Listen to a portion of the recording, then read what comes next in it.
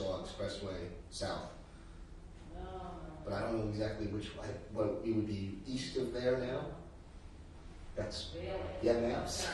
This is your country, not mine. This is not my country. I'm a North Shore, Suffolk County kind of guy. Oh. I know Nassau County, North Shore, real well, the South Shore. It's kind of like in the city, east side, west side. North Shore, South Shore. Today is April 5th, 1998. This is an interview with Mr. Michael Edelstein. My name is Brad Kurtzberg. We're in Woodmere, New York, USA, and the interview will be conducted in English.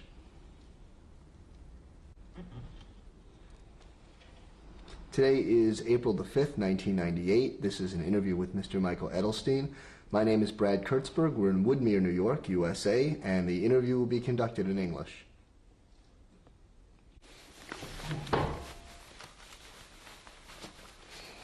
Good morning, Mr. Edelstein. Good morning. Could you please state and spell your name for us? Michael David Edelstein. M-I-C-H-A-E-L.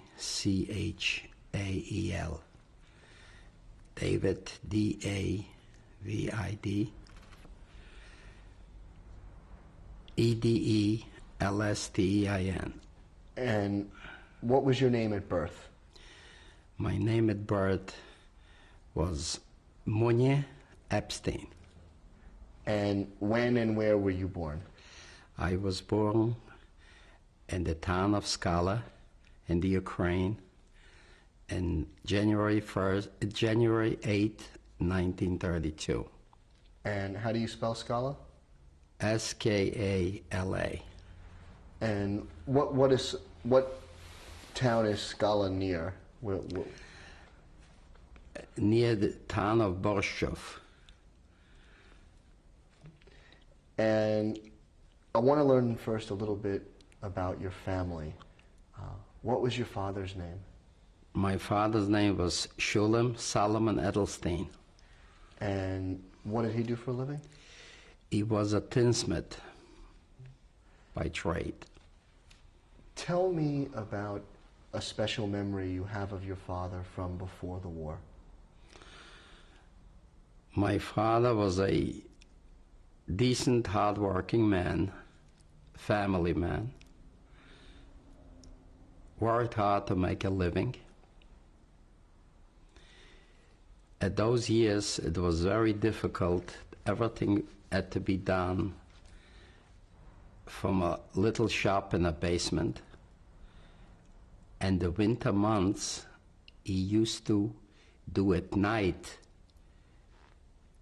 small jobs in the kitchen where my mother used to cook.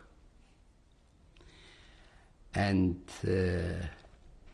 that gave me, in the future years, an opportunity to learn from what I saw when he used to do these pots and pans and pails and things of use to farmers to raise their cows and feed their chickens, geese, and so on. Is there a particular memory you have of a time you spent with your father from your childhood that stands out in your mind from before the war? Well, Saturdays, on the day of rest, he used to take me for walks to the border between the Ukraine and Russia. They used to call that lake, that water, is Bruch. I would say it was about 30 feet wide. And we used to look over to the other side. That was very interesting because it used to be an old Turkish fortress in our town that they built.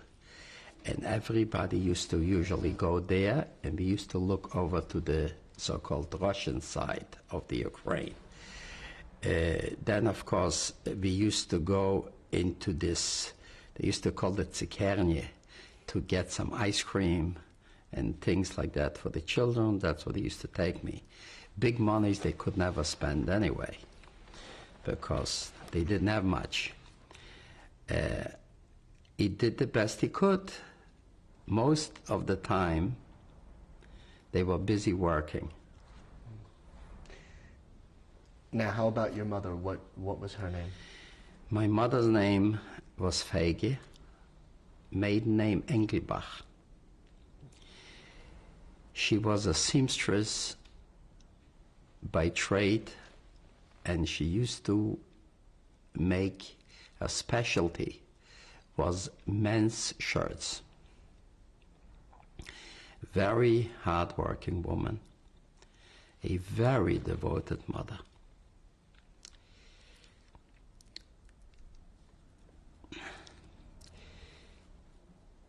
She used to work all the time. And of course, to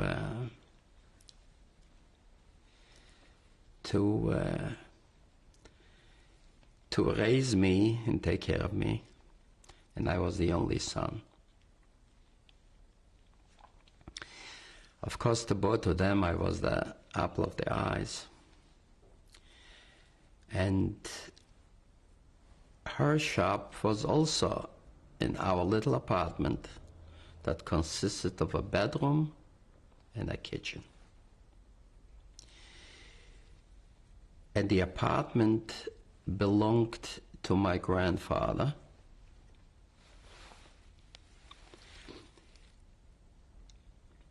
And my mother's shop, of course, was in the kitchen.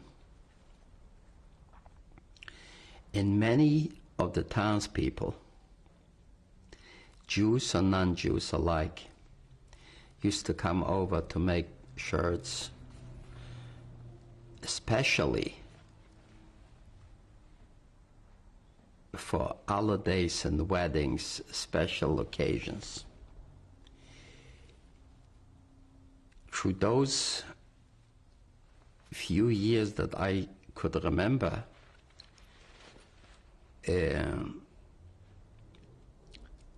I got to know the people, the non-Jewish people, the Ukrainian people, that used to come to the house and where they used to talk to me, and I met people that came, they were future years, my acquaintances with them was very good. I'm searching for the word.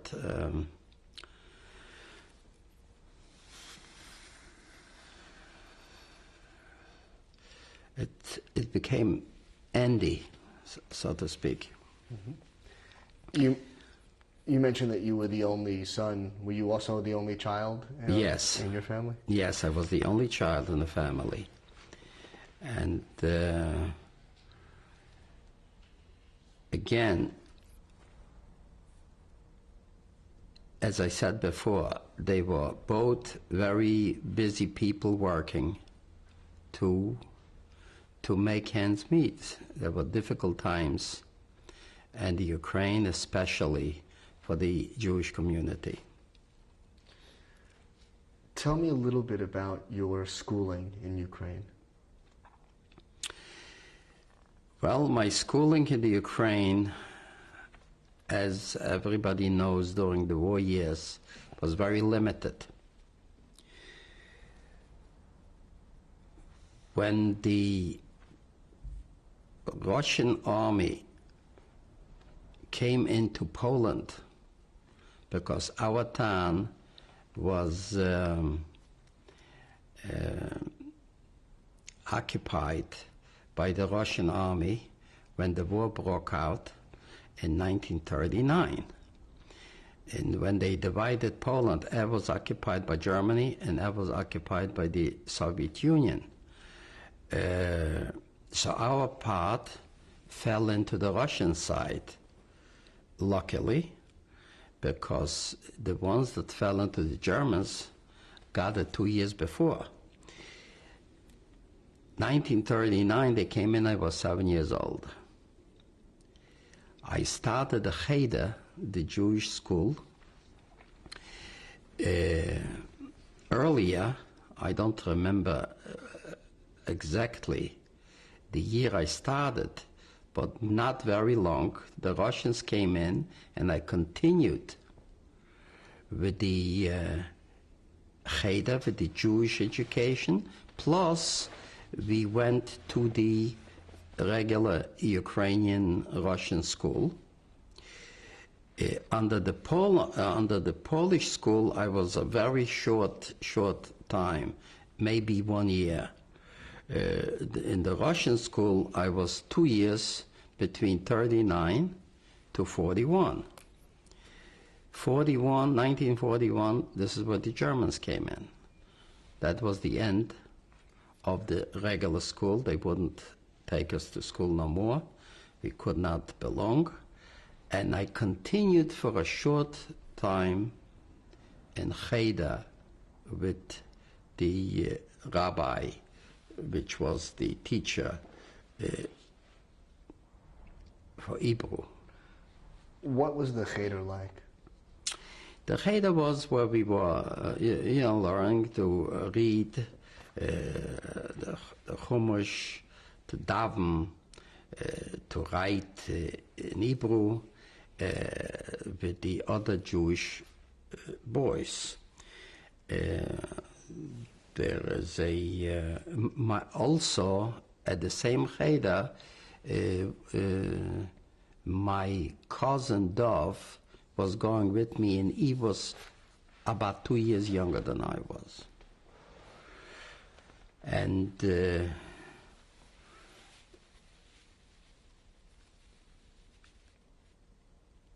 during that time, I remember one day, the news came where I had to tell my little cousin, my younger cousin, that his father was killed, and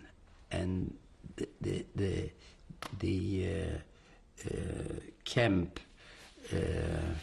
of Borki Wielki, where they used to take these people to work and then they kill them. But that, I must say, when I told him this, and he, like I said, he was 2 years younger, but he took it, and he was so brave. Right? We ran quick back to the house, and the way he said to his mother, "Mama, don't cry." It's very hard to comprehend his shock, and yet he tried to calm his mother down and the grandparents. That was the end of the Cheder, because later on, not that long after, they made the first aktie, where they rounded us up and they took us to the center of the town. And the next day, they loaded everybody in the trains, and that was the end of him and the rest of my family. Before we get into what happened actually during the war, you had mentioned previously that because of your mother's business in particular, you had a lot of Ukrainian, Gentiles coming into your house, and you got to know some of them fairly well. Yeah. Did you ever experience anti-Semitism growing up? Not in particular. I was an active child.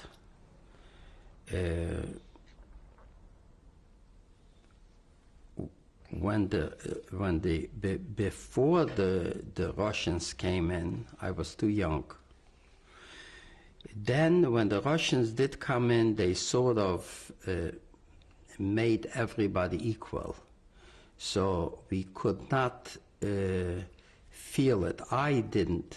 I did not feel it, no. I did not feel it. I did not, personally, didn't have anything. I used to have Gentile friends and Jewish friends. I was an active child, and from a workers' family, so no. You mentioned attending a cheder. How would you describe your religious background growing up? Well, my religious background, as far as the cheder was concerned, and my family, my grandparents from both sides were very religious people,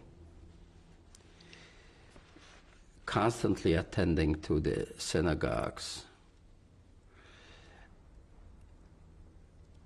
Holidays, every Shabbat we used to go to shul, and that was way before my bar mitzvah. So, did you have a favorite holiday growing up?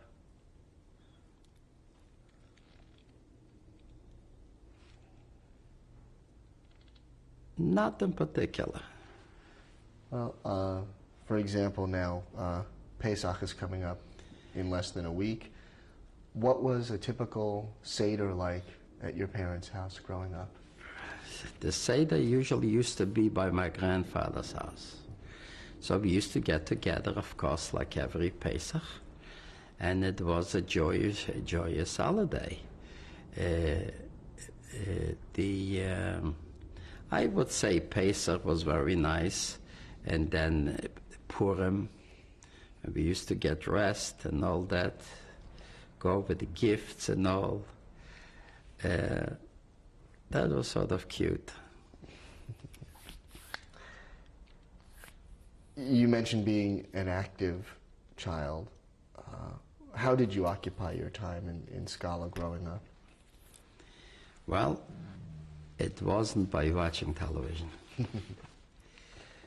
We used to go on walks. We used to, in the wintertime, ski a lot. We have these big mountains and hills. It was a small town. It wasn't much doing. In the summertime, we used to swim in the waters Bruch with the border, like I mentioned before. It was very, very limited, primitive. It is not the United States.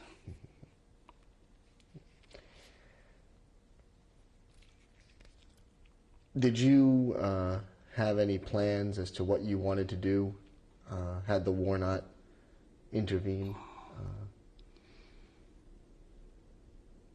I was too young to think about these things. And the war came very rapidly, and there was no way to think ahead about big schooling or big,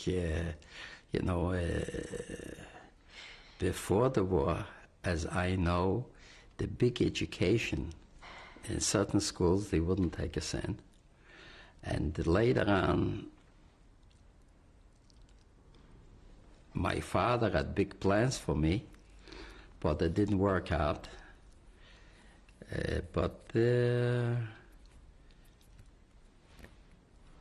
We used to plan those years from day to day, how to survive, not plans for big, big things in the future.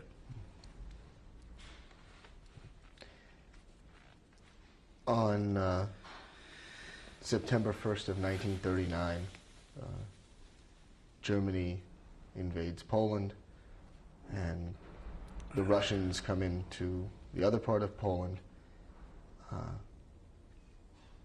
What memories do you have of the beginning of the war? Well, the Russians came in, and they did some checking whereby the some of the people that used to be business people, they confiscated their goods, they took away in no private enterprise. That I do remember.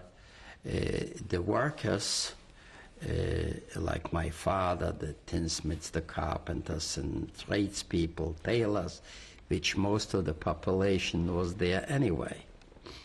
They had no problems because they sort of took them in to work for the government. And so everybody was getting their salary, so to speak, but they couldn't work independently, which was not exactly a plus, but they were talking equality. So if they were hungry, they were all hungry. You mentioned that your father's business, he had to work technically for the state, and I'm assuming your mother as well. Did that affect your family's income or ability to get food or anything to that effect? No, my mother continued working from the house the same. It only affected my father because those years they concentrated on the male, what the male would do, the head of the house, so to speak. But in many cases, especially the Jewish families, the women, the mothers and the grandmothers participated in helping with the living. In some families, it was the women that did the work more than the husbands, because in some families, the husbands were constantly learning.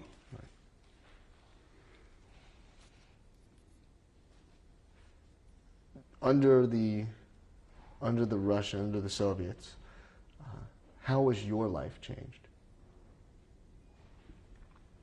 My life didn't change much because in school there was more equality. The teachers were already like an equal basis. Their system at the time was they didn't ask of the nationality. Who was capable was a teacher. So in this respect, that particular respect, I didn't feel anything that affected my couple of years with them. Did this change affect your schooling at all? No. Same school, same... Same thing. It wasn't that much of a big period of time. It was only 2 years that they were there. And I continued with the schooling, so did the other kids. But, and I was also attending Cheder. No changes. So despite the fact that you were now in a communist country, the Jewish Cheder was still able to operate? It wasn't like an official school. You know, I used to go into the Cheder, so we used to be about 8-10 kids. And we continued, as far as I can remember. I didn't have any interference. I don't remember that. How about the synagogues? Were they still open, or? The synagogues, yes, the synagogues were still open. Who, at this point, would you say were the leaders of the Jewish community in Skala? And if you don't remember names, maybe if you know, just what the person, who the person was in the community, whether it be the rabbi or the president of the, whatever. I believe, well, I don't remember the names. Before the war, they usually, at the leaders of the community, the business people, you know, the substantial people in the town, successful people with knowledge. But when the Russians came in, they eliminated them. They made them, they took their goods away, they put them out of business, so to speak. So later on, I don't think that there was a leadership, a organized leadership, because they took everything over. They used to run their way. I don't remember anything like that, but we still had the rabbi of the town. Yes, that we did. And that's as far as I can remember. You know, it's very hard to remember every little detail, especially when I was so young. But certain things I remember like this would be yesterday. For example? After.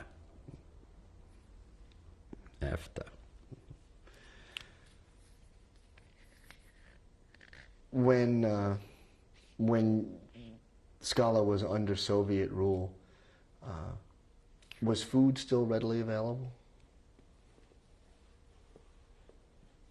The food situation was mainly produced by the peasants. Before the war, which when it was under Poland, food was much more readily available because it was free enterprise. Most of the food was imported and provided by the Jewish merchants.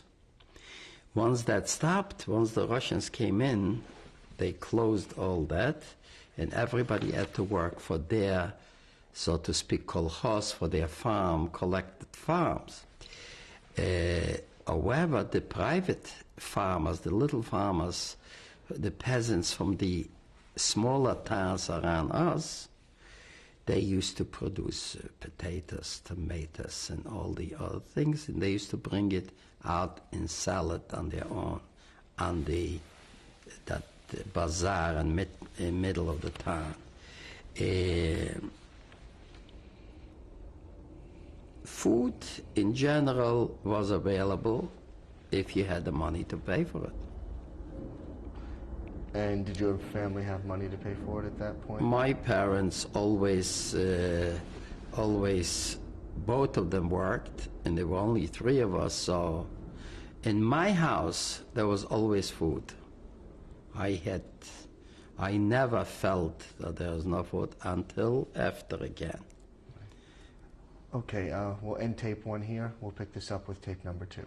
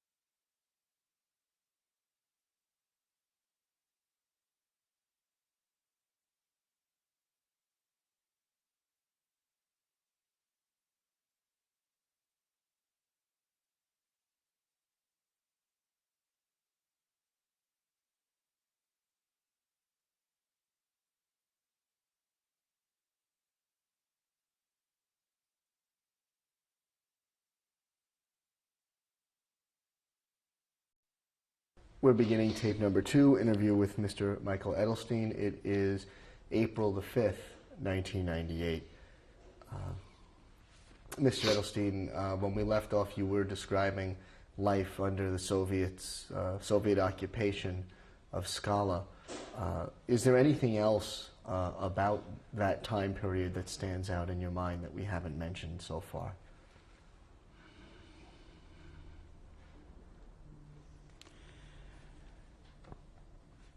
Yes. My cousin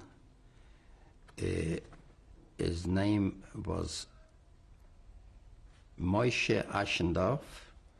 He was older, and they drafted him into the Russian army, became a soldier, and right after he left our town and our family, the war broke out.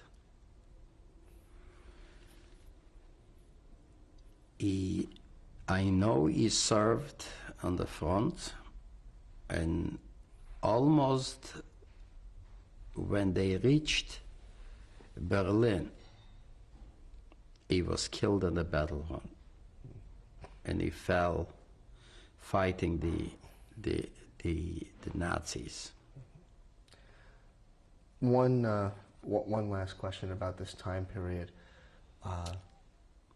While you were under the Soviet occupation, did you have any news of what was happening to the Jews of Germany and of Poland at that point?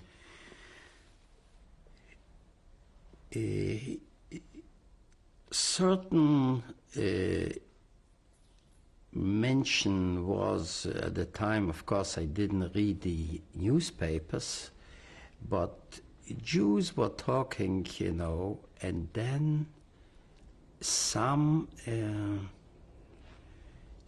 people came from different places, and they were constantly talking, and people were usually discussing what they used to hear on the radio, the speeches and the propaganda. They were not good vibes, like people I could feel started to worry. They did discuss it. They tried to hide it from the children, of course, but here and there you picked up certain things. Especially I remember a family, the German-speaking, came into our town, and they said they had to run away and all that. Yes, there was one incident. But basically, they kept it away from the children, not to worry them or get panicky. So you mentioned shortly after your cousin was drafted, the war broke out, the Germans came in. Yes. What do you remember about the German entrance into Skala? The first entrance was the Hungarian army came in. And roughly when was that? That was in 1941, when the war broke out. I don't remember exactly the day or the date, but it was in the beginning of 1941.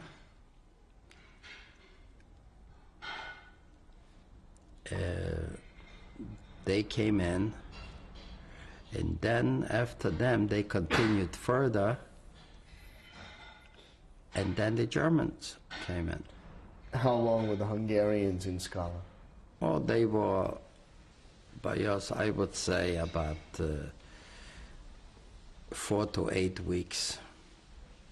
What was that brief time period like for you? They, right away, all kinds of different orders came in. They brought in a lot of Hungarian Jews. And we started to ask questions, why so many people? They were transferring into our town, and they were beatings, and I remember a particular one young man where they beat him so that they tied him up with his hands behind his back, and they like pulled it up, and the townspeople came to look, and every once in a while he was fainting, and they poured water on him, and then they said that they rounded him up they brought them to our town, and then they took them away further over the Zbruch to the Ukrainian side of the Russian-Ukrainian side. And that's all we heard about them. But they said things are terrible, and we saw from day to day the Jewish community. I remember they were trying to help them, to give them water, to try to give them food, and their soldiers were very abrupt and nasty, like they did not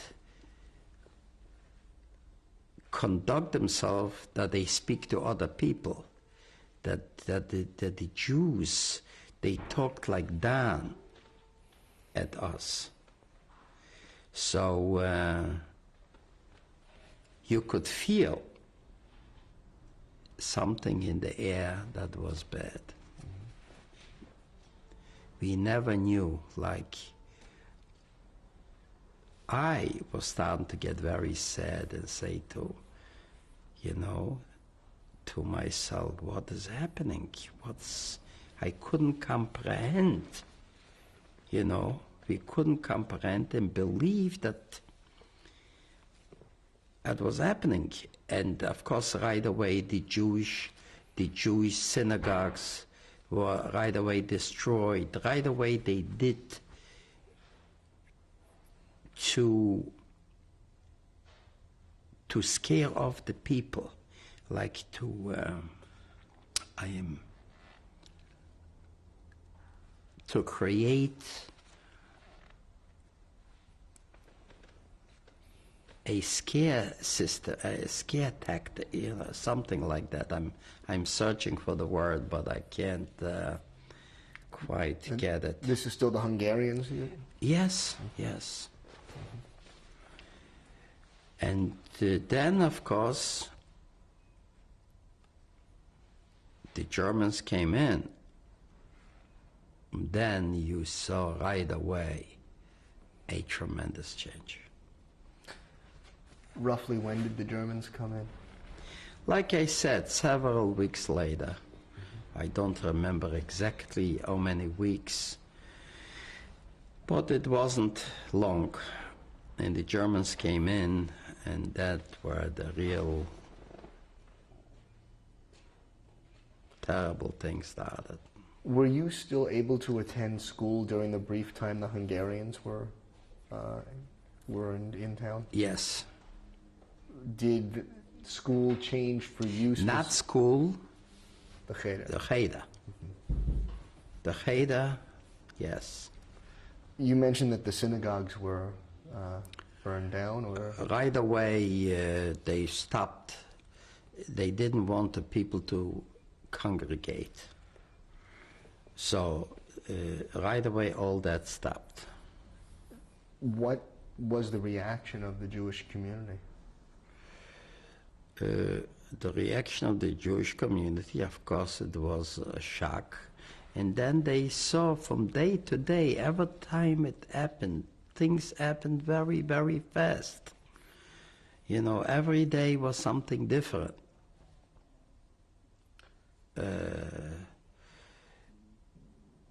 I'm talking about when the Germans came in. Right. The first few weeks, it was the shock of those Hungarian refugees, like I said before, and we saw things were happening quick, but these couple of weeks, these few weeks went by so fast, and the Germans came in.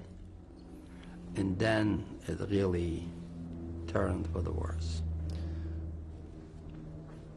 When the synagogues were closed down, how did people meet to pray or to observe Shabbos or a holiday or something like that? I believe at the homes, under their, they can always put on the tallis and daven and pray. Do you recall ever doing that in your home or in somebody else's home during that time period? Or your father doing that? My father was a worker. He was not very, very religious. My uncle, on the other hand, was very religious, and he used to pray all the time. What is your first memory of the appearance of the Germans in Skala?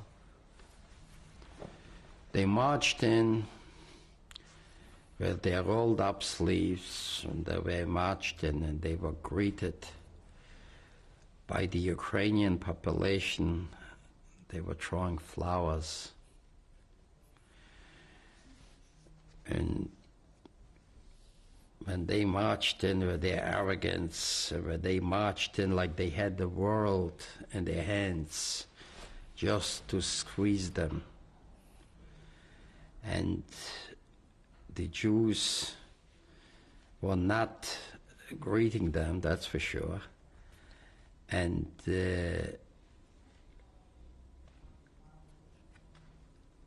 right after that, they brought in these Wehrmacht and the soldiers specially to run the civil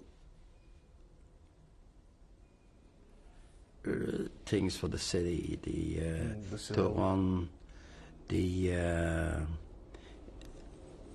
town and so on.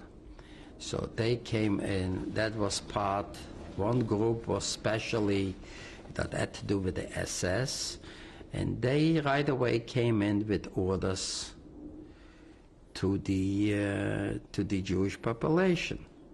I remember they became the so-called the elders of the town, what they called the Judenrat, and through them they gave orders for the Jews what to do. Now, who was selected to be on, or how was the Judenrat selected, if you remember? Again, I know, because our town wasn't that big, and there were about close to, I would say, about men, women, and children. I would say it must have been about close to maybe 2,000 people. And everybody knew everybody. So they usually picked the rabbi, the eldest of the town, so the rabbi, and the rabbi picked another few, the intelligent, important people, they picked them. Probably some people maybe refused, but it wasn't a time where you could refuse much or you had your choice. It wasn't democratic, the least. They say, you do it, you had to do it. So they chose the people, and through them they gave the orders, they came in. Of course, you know, the Germans, they planned everything ahead. It was coordinated, well planned out, what I would call the plan of deceive and the plan of destruction.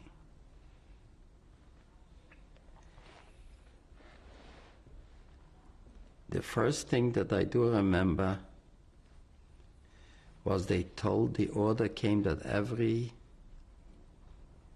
man, woman, and child had to put in a white armband with the Star of David,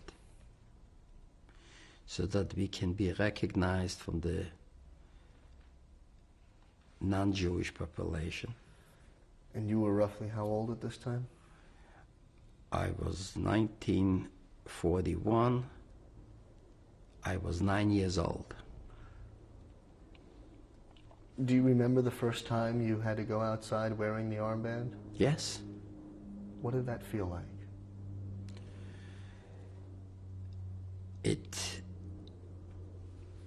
It felt like, first is why, you know. The question was why. And then we realized right away what it was. They should recognize us, because the order was, and whoever is going to be caught without the band is going to be punished. So we knew right away that that was not a sign of encouragement. It meant something for things to come. That was common sense. However, we couldn't believe how bad this will yet get in the future. When the Germans came in, was the Cheder still operating? Secretly, not openly. We used to go in, sit down, the rabbi was to go, the melamed used to do as we continued the same way as before, but of course it was starting to get less and less, because you needed money to pay, and that's where the problem started.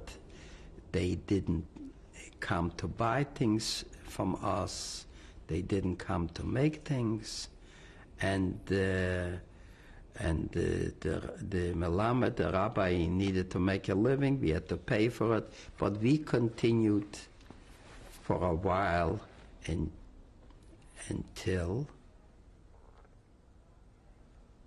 the Aktie, the first Aktie. The time period between the German occupation beginning and the first Aktie,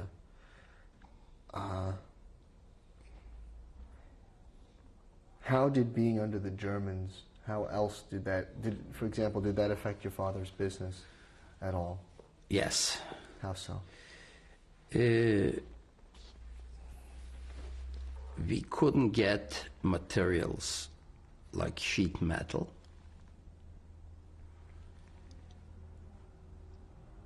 They did not encourage the Ukrainians to come and deal with the Jews. It was starting to go from bad to worse.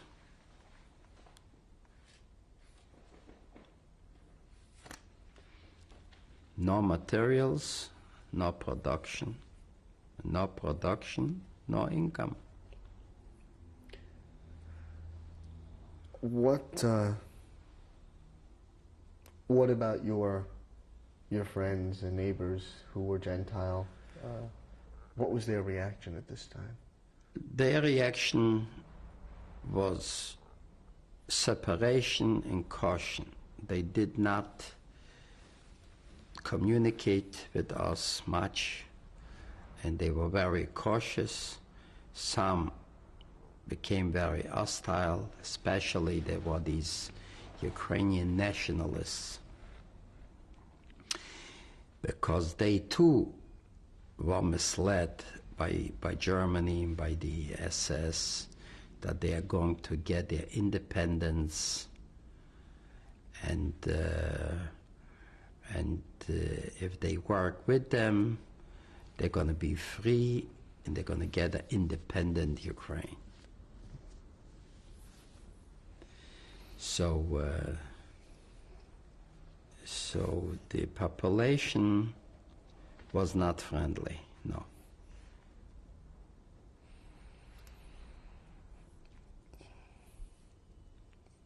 How about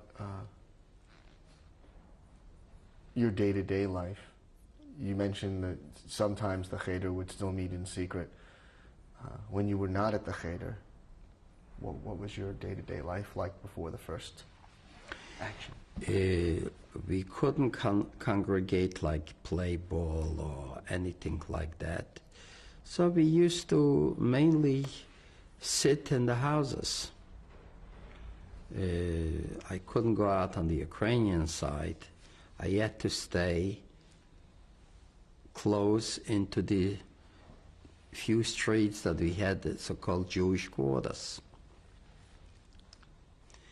Nothing much, no. Do you recall your father or mother ever discussing anything so far as what they might be able to do about the situation? Or? They tried to hide it from me. There wasn't much that they could do anyway, but they did not discuss things in front of me. You mentioned earlier that this situation remained fairly stagnant until that first action. Tell me what you remember about that. All right. Before the first Aktie, which was in 42, between 41 to 42, all different orders came out. After the white armbands with the Star of David, orders came out from the Judenrat to collect silver cups for wine that used to be for Shabbos, silver candlesticks, candelabras, anything that had to do with silver and gold, they ordered to turn that in to the Gestapo. Whoever is not going to do that will be punished. Then I remember they said to put in all the furs in coats, warm things, because they said they need that for the Wehrmacht. So they tried to take anything valuable? Everything valuable they asked to turn in, which, you know, most of the stuff was turned in because everybody was afraid. Then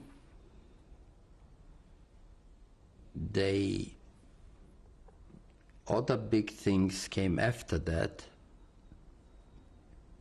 where they asked for the people, young people between 16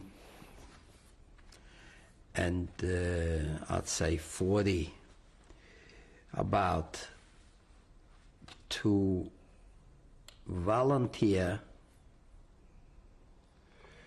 for 2 weeks for them to dig ditches for the Wehrmacht. And after 2 weeks, they'll come home. So whoever is not going to report will be punished, and their families will be punished. So they all packed in, and they all lined up in front of the Judenrat, and they took them away for the 2 weeks, which was most of the younger people in our town.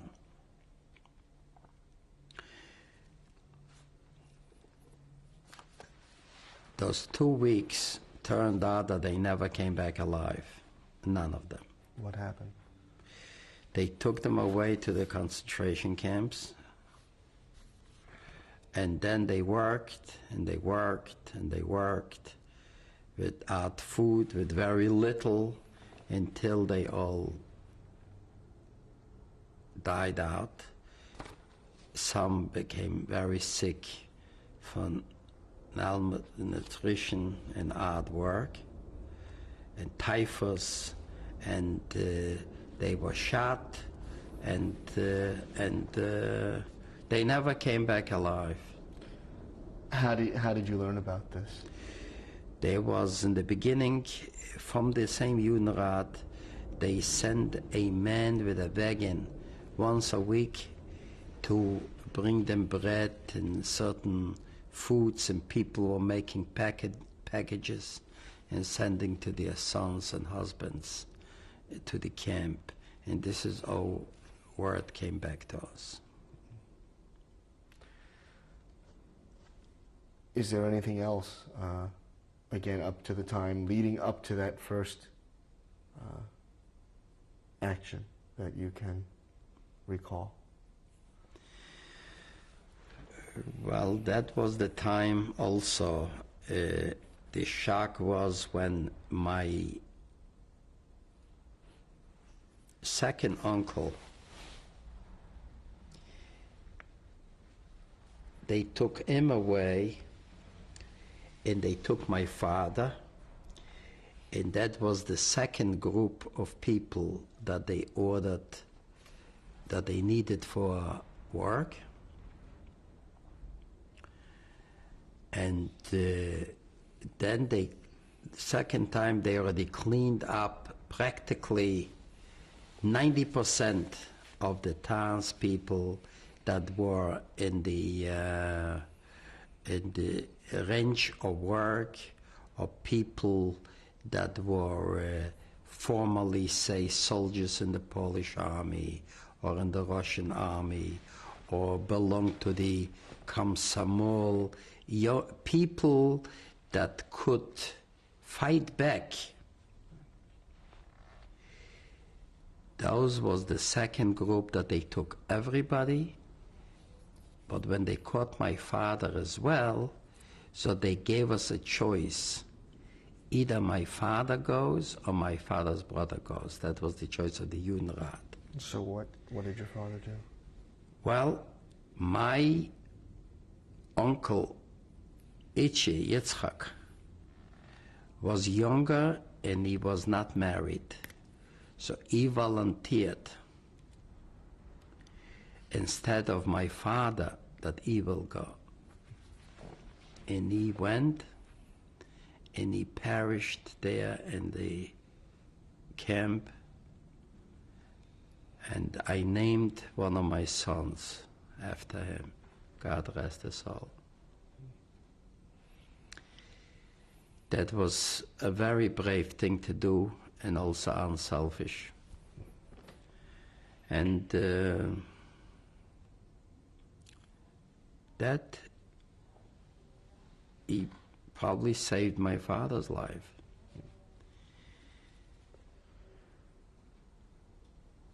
What do you remember about that first action itself?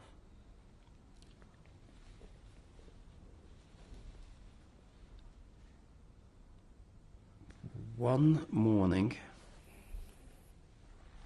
as it's well known now, that their plan of murder, of destruction, of elimination of the Jewish people and the population was very well planned ahead to destroy the Jewish communities and the Jewish people. So they picked always holidays to do their murderous work. In 1942, I remember the first day of the Jewish holiday Sukkot. Okay, we're going to have to stop tape number 2 here. We'll pick this up with tape number 3.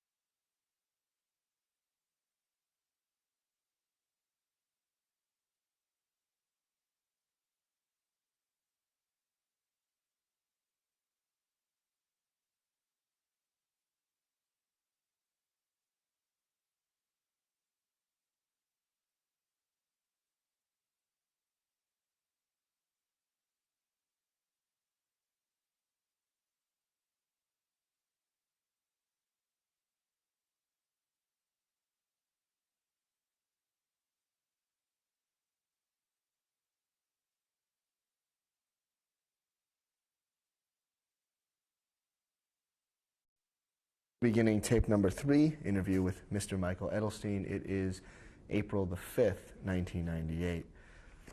Mr. Edelstein, when we left off, you were describing the first action in your town, and you mentioned that it took place shortly on or about Sukkot of 1942. First day of Sukkot, yes. It was a Saturday morning. Hold it 1 second.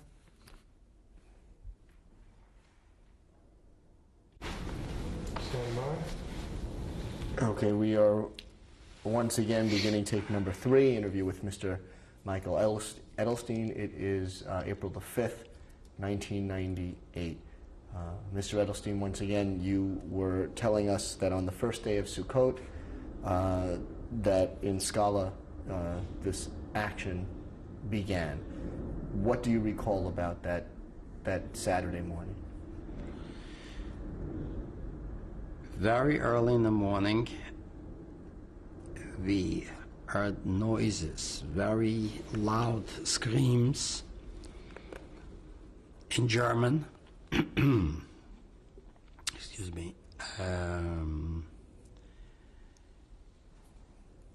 they were knocking on the doors and shouting, Juden raus. Jews out of the homes, raus. They chased everybody from house to house and to the street, and from the street they walked us to the center of the town, which was a few blocks away from my house.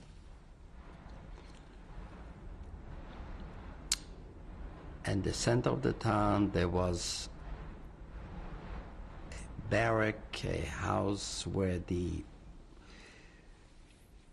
was built by the Polish border guards, and the Germans took that over, and they built a large barbed wire fence, and they encircled it.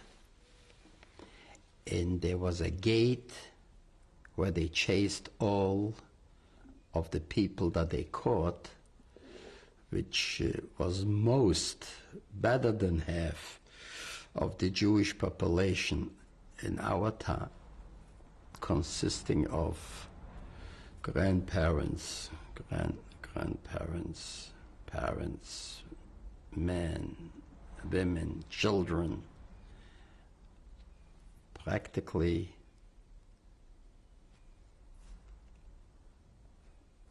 better than half of the townspeople, including me and all of my family. When we got in there, like I said before, most of the younger people were already in concentration camps, slave labor camps, and dead or some alive. But in the encirclement where they put us in, they separated the men on one side, women and children on the other side.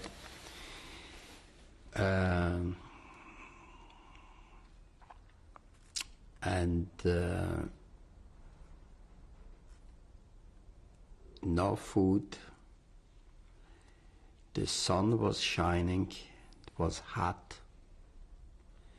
People were crying. The behavior of those SS people and the Ukrainian collaborators that helped them, in some of our townspeople, the so-called Ukrainian intelligentsia, they are nationalists.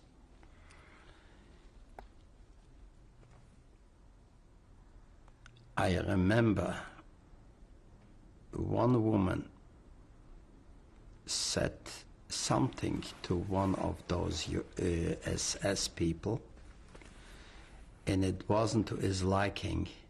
He took out his pistol and he put it right in her mouth and he shot he shot it through, and it went through the neck, and she lay down, and she was bleeding to death. I saw that myself. And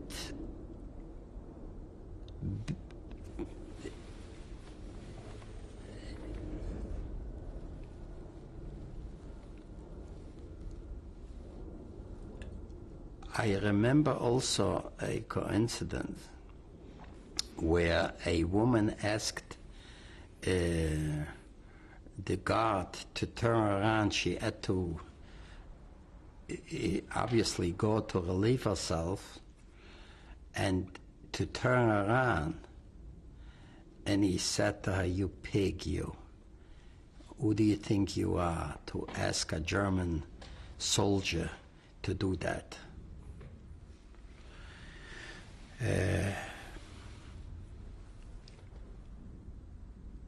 In the encirclement, some of the people already realized what was happening, and they couldn't believe what they are going to do to a population that didn't rebel against them or do anything against the regime.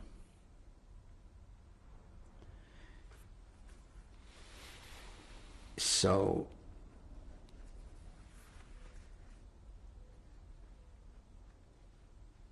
when I saw the rest of my family and my father on the other side, in some of the other second cousins and so on, we had a substantial family there. And like there was no communication, everybody stopped talking to each other, and they were like in a daze, what to do next. And I was, like I said, I was 10 years old at the time. And I said to my mother, I remember this like it was yesterday. I said to my mother, "Mama, I intend to run away from here."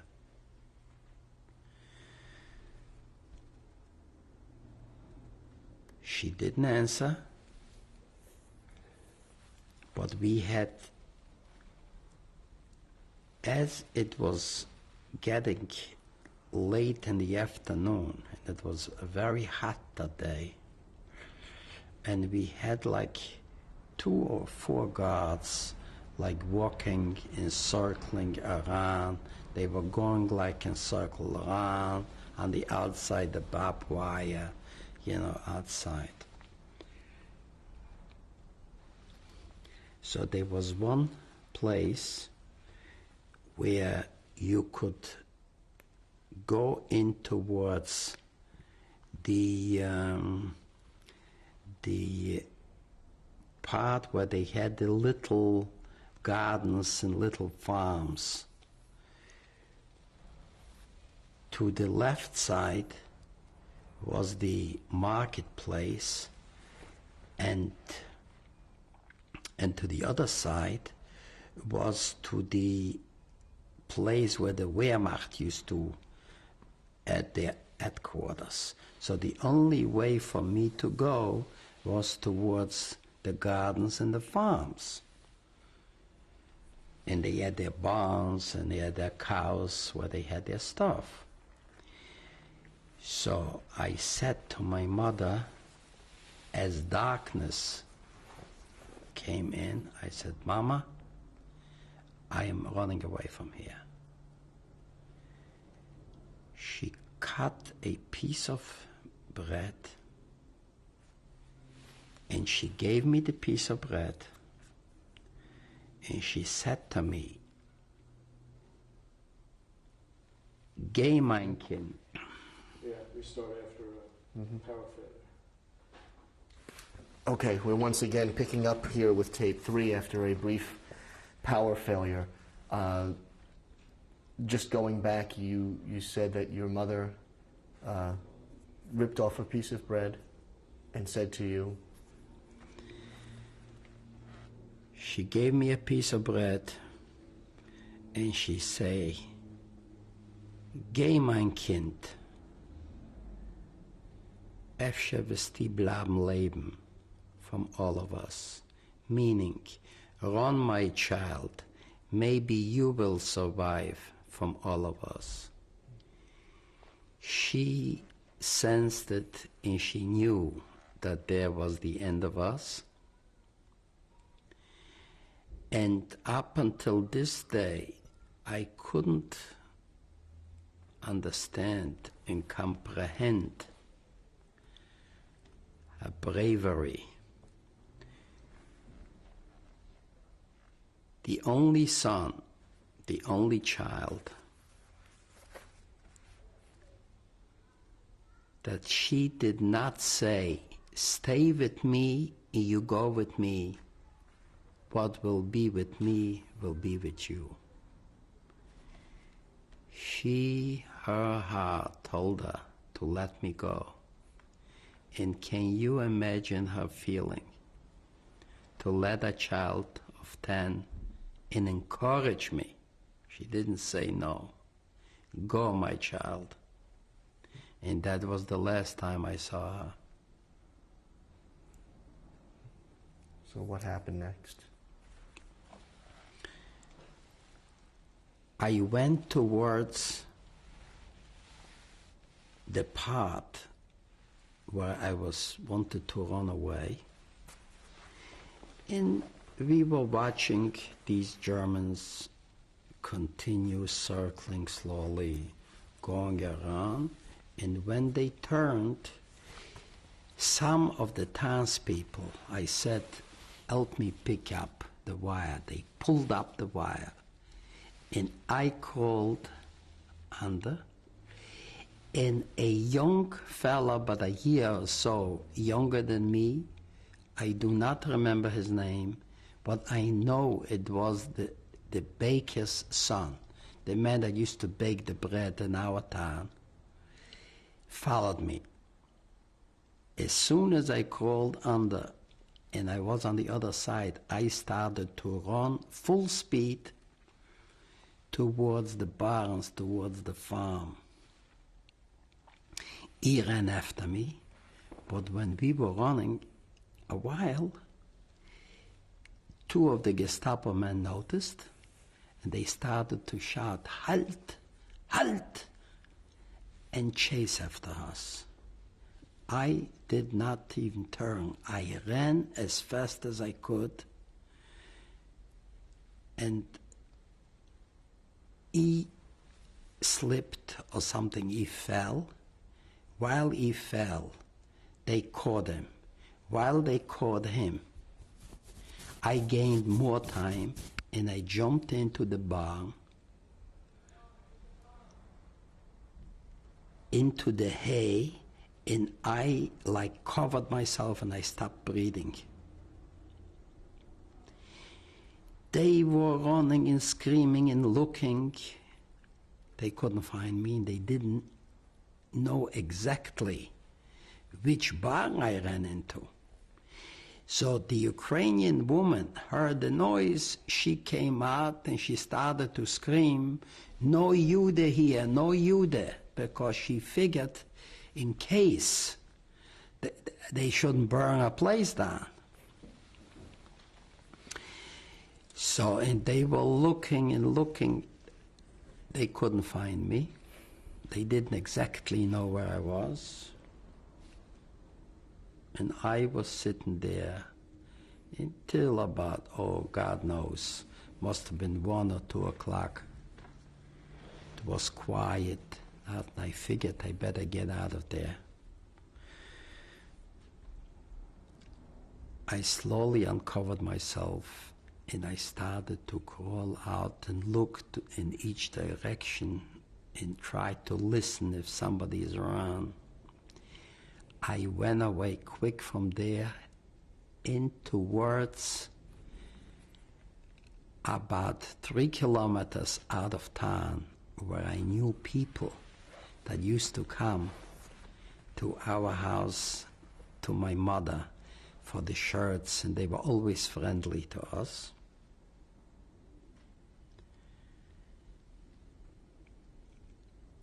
I got there, it was very late or very early in the morning.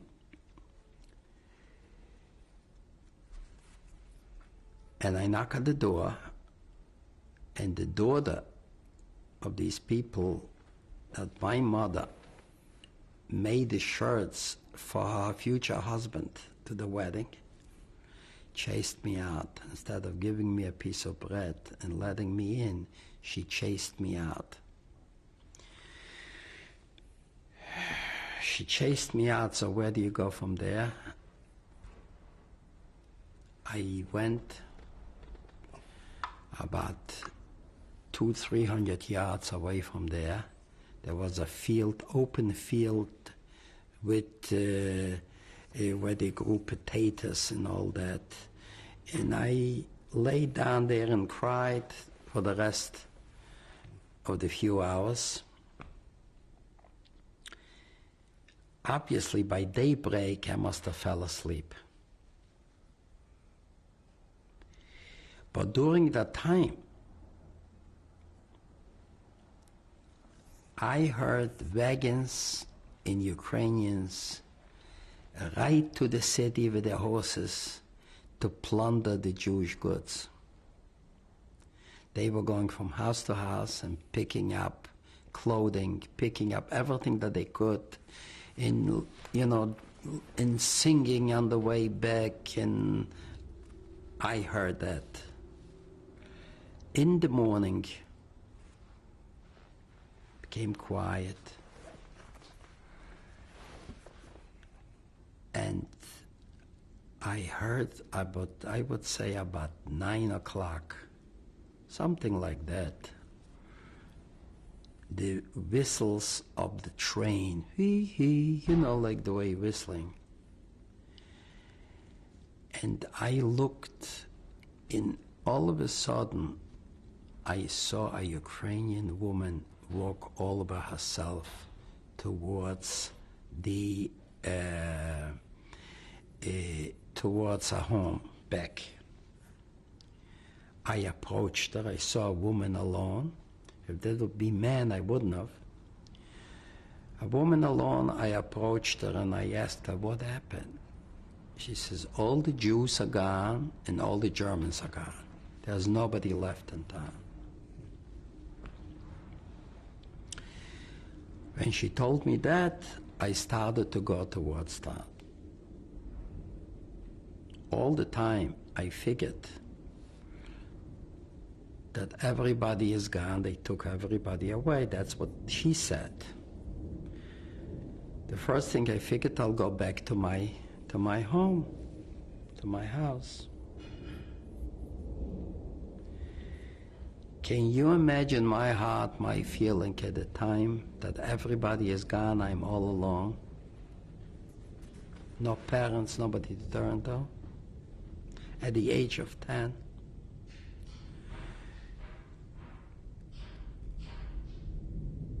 As I approached the Jewish areas, the Jewish section of the town, I saw broken windows.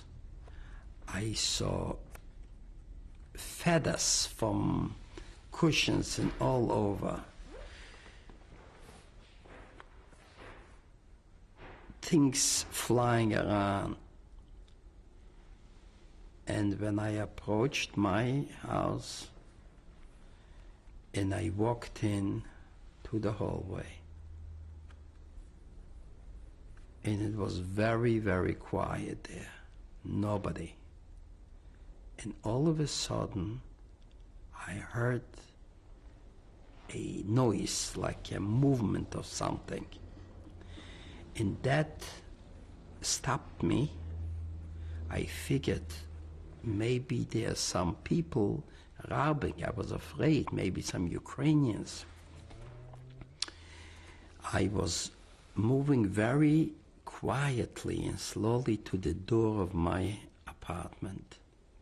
And as I approached and I took a look and the door was open, I took a look and I saw my father. When I saw my father, I asked, "Where's Mama? Where's this here?" He started to cry, and so did I. And we knew everybody they took away, he said. The reason that he came back, he was supposed to be also loaded into the cattle cars there on the railroad station, was due to the fact that my father was a tinsmith, and there was this big German farm that before the war used to belong to a Polish nobleman, in a huge farm that had cows and chickens and horses and you name it, for the German army. So he needed slave labor people. So he used especially Jewish tradesmen. He needed tinsmiths, he needed carpenters and so on and so forth to clean and everything else. So he came with a wagon and horses, and he chose his Jews the last minute that he needed for his farm to produce produce for the Wehrmacht. So he picked my father that worked for him. So he picked my father and another few. Some of the people that worked for him were already loaded up, and in them he couldn't save. They were locked up already, and it was too late for them. So they wound up the next day, they were all dead in the gas chamber of Belzec, including my mother and the rest of my family. When my father and I cried and cried, and we were going from apartment to apartment, my uncle's house was underneath. The other uncle was on the same level as us. Another aunt was living. They were all practically in one building, the family, the immediate family. All, whatever it was left of clothing, of different things, what are we going to do with it? So right away came the order within the next couple of days that all the Jews that were left after the Aktie have to go to a different town named Borshov. They congregated from all the little towns around us into the middle main town, which was called Borshov, the district town there, the main thing. And over there they had a ghetto.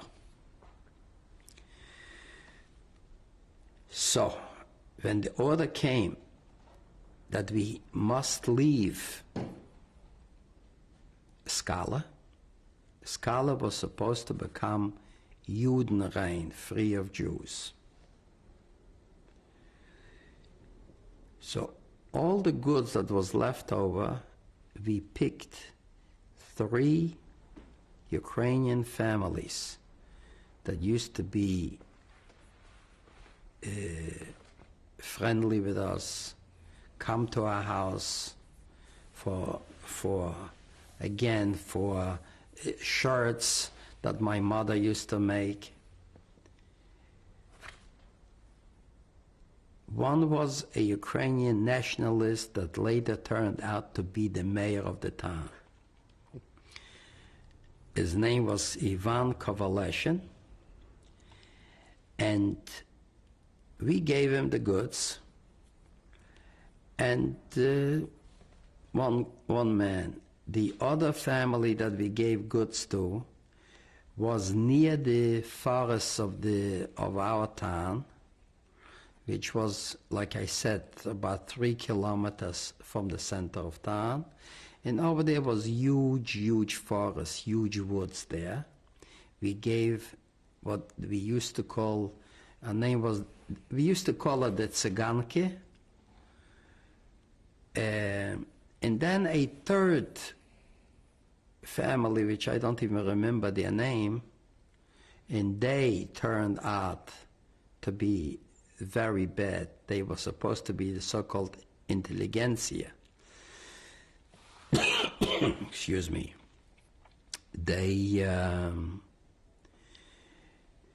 They were the third one that got the goods. So 3 different places that my father gave away from my uncles for the end, you know, so whatever clothing was left, we gave them away, including tools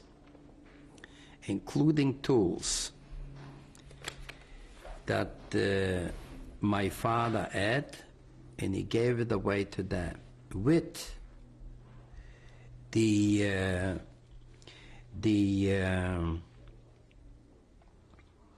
understanding that he said to them, if we survive, you'll give us something back. If we don't survive, it's yours. With that, we went away to the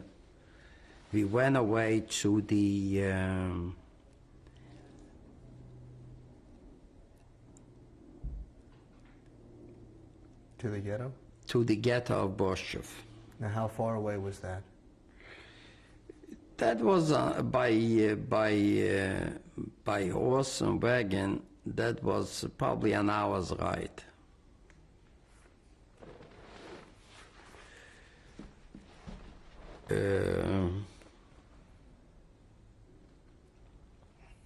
We got there. People from all the areas were pushed in there. 9, 10 people to one room. Nothing. It was terrible. People were looking for a piece of space where to put the few schmatters that we had, like to lay down, where to sleep. Nothing. We saw that the end was near there. We were probably there no longer than, I would say, 2 months. It was getting from bad to worse. How so? They didn't give us rations. They didn't give us nothing. As far as food, there was no way where to buy anything, and the money was running out. Everybody was building bunkers where to hide. Every few yards, people were digging another bunker. They figured, in case something, they left places to hide. What it turned out later to be, that they made an aktie there. They discovered most of the bunkers because they were coming with the German shepherds with the sniffing dogs, and they sniffed everybody out. Now, Okay, well, we'll end tape 3 here, and we'll pick this up with tape number 4.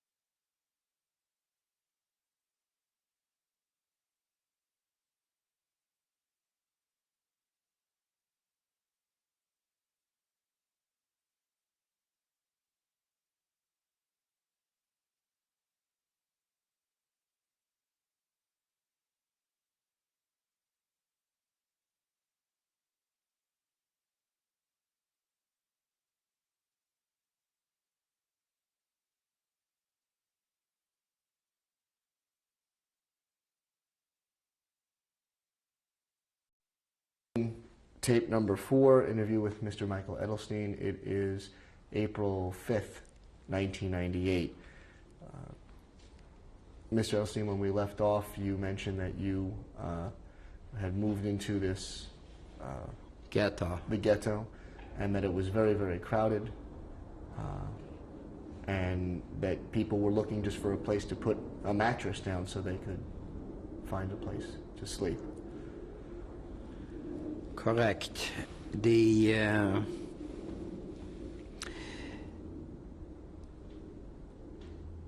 situation was getting very bad. There was not enough bedrooms. There was not water even to wash yourself. Everything was running short and shorter every day that went by.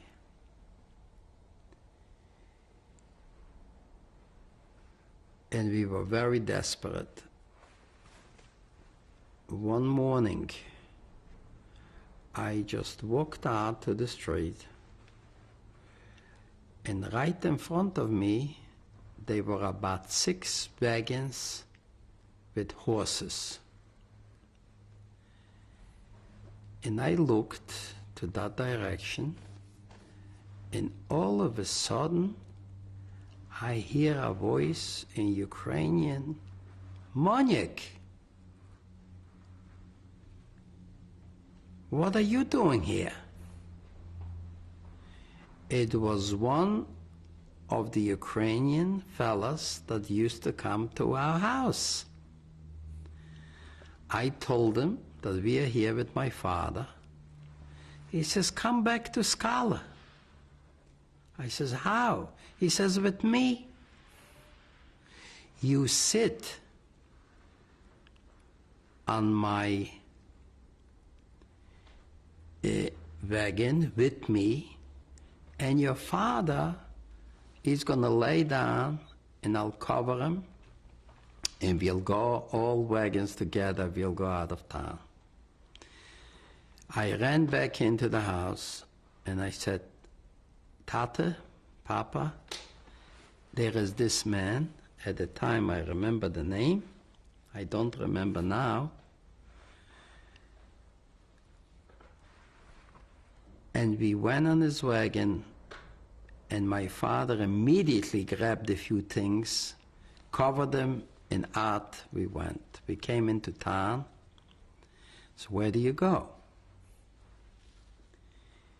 The houses were empty, looted, nothing. Until we reached Skala, it must have been in the afternoon. We did go into our house. Like I said before, it was nothing there. So right away, we started to go towards the forest of our town. We went over to that woman that we gave the family, that we gave the clothing to and all that. We got down near the woods. We asked her for some bread, which she gave us. She gave us some milk, I remember. And we walked into the woods because she told us that there are some Jews are there in the woods and hiding. You go and look, maybe you'll find somebody. So which we did, and we bumped into some other people. While we were in the woods, immediately we already knew that you had to dig hiding places, bunkers.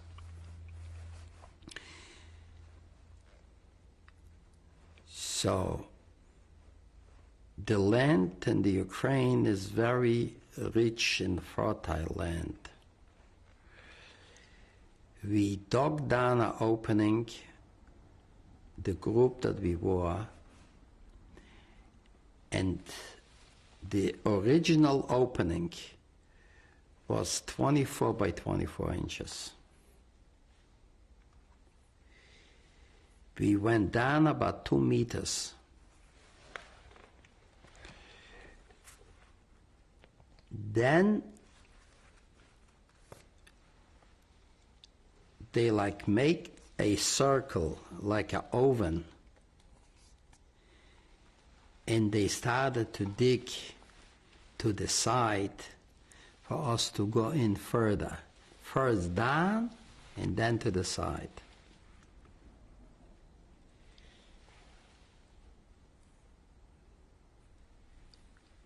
The dirt was carried away in pails to about 100 yards further to put it away. It should be near us in case they come and see fresh dug dirt.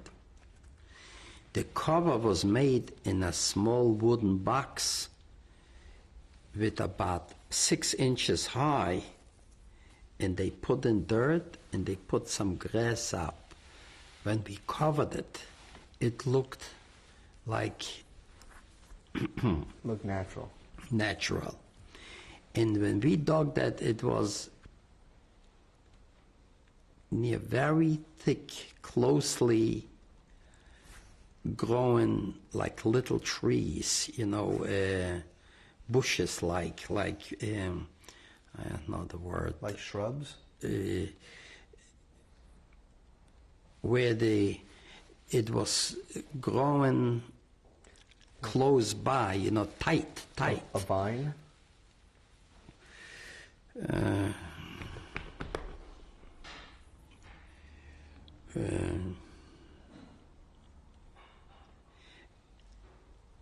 Anyway, there were many little, like close by, little trees, so that they couldn't go through easily.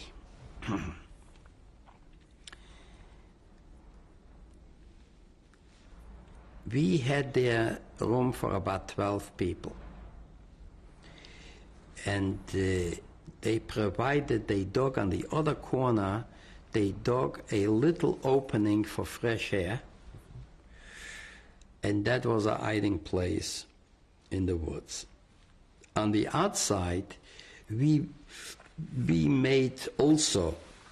dug down about 2 feet, and then we made from trees, bend it over, and then we tightened them together. We put some dirt on top, like a house, like the Indians have it here. So that was the they do. As soon as we used to hear some noises or some shootings, right away we used to leave everything and jump into the bunker. Okay. All that during the summer months we stayed there, and once a week at night we used to go to the people that we knew and ask for bread.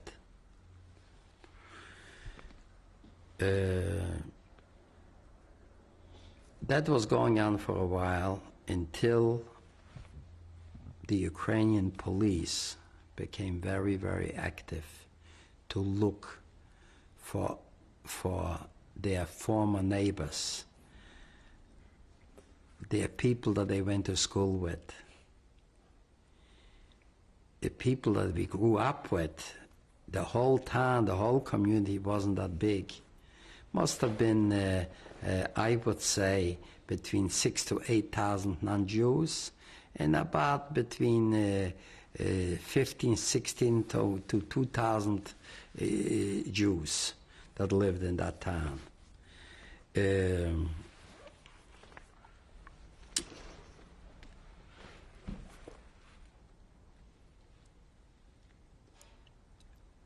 When the winter, over there it gets very cold, the winter gets very early.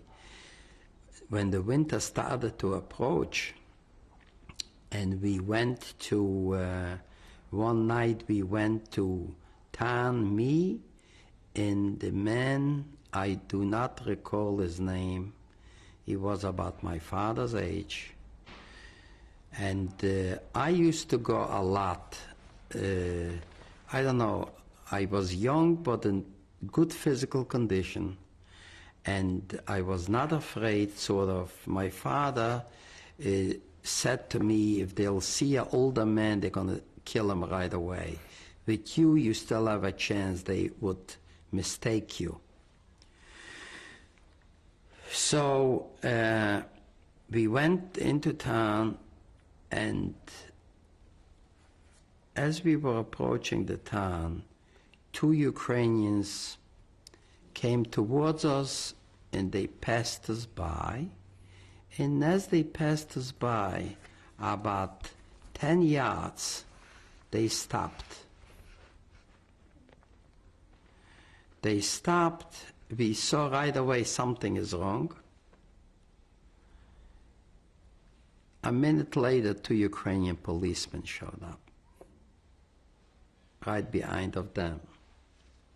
We were trapped.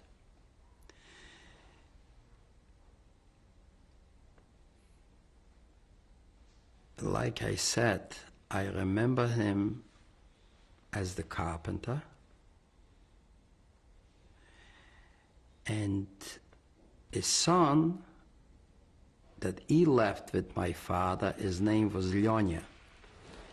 Lyonya was about 3 years older than I, or maybe 4 years older than I, something like that. And as soon the two Ukrainian policemen came over there, they didn't ask too many questions. And right away, they shot a bullet into the carpenter. He was a tall, strong fella, worked all his life. And he must have been, I'd say, about 40, 41 years old. And he fell down, and they looked where they shot him.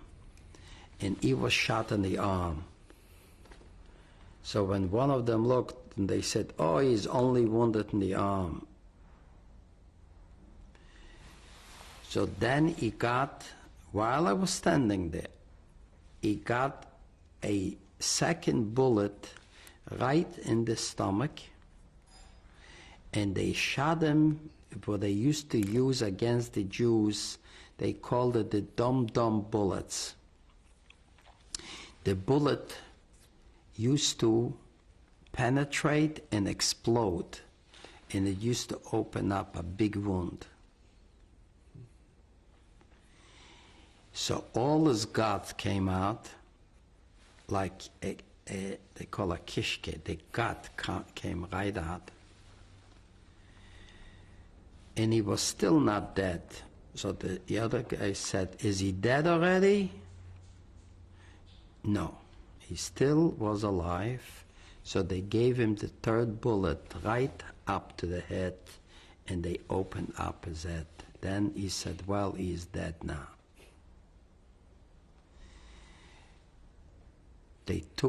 I started to run after that. They were shooting after me that I could hear. The bullet whispered through my ear, you know, but I couldn't run. See, the mistake that I made also, I was in shock. Instead of running towards the town to run into one of these homes at the barns, I made a mistake by running towards the fields.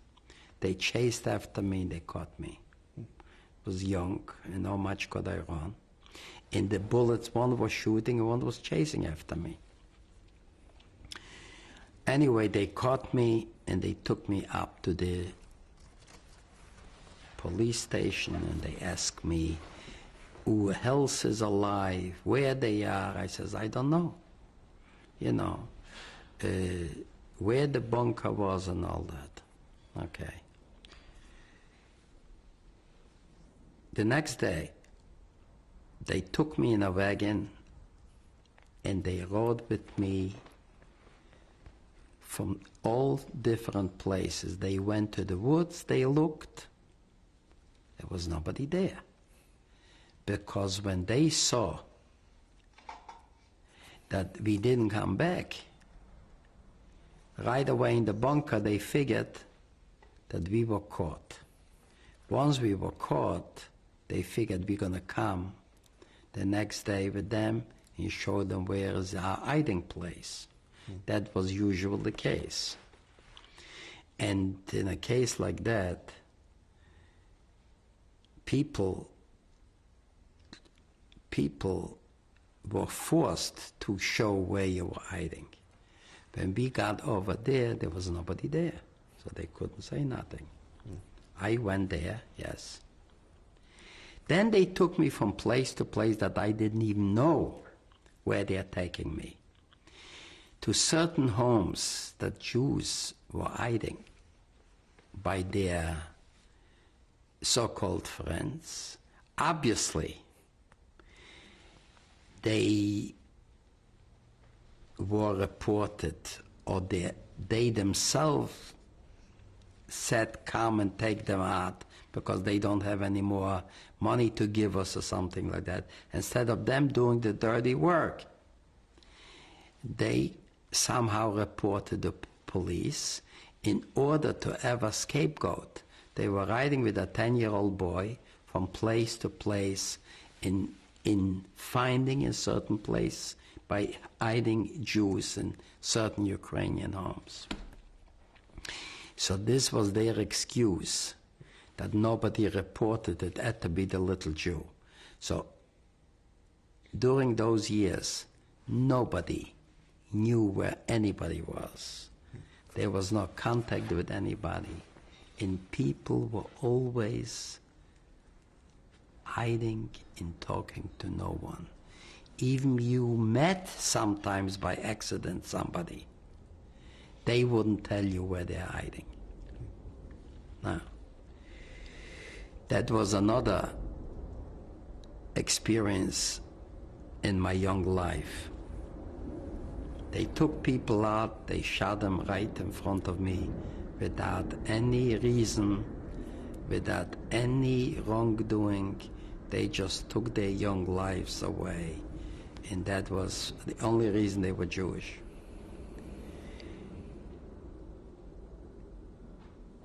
How were you able to survive? The next day, the barber showed up, and there was a Jewish barber. When they were riding me, they picked up his wife. Like, I didn't know where his wife was, but obviously they followed him, and they knew where his wife was, picked up his wife. He was alive, and he was their barber.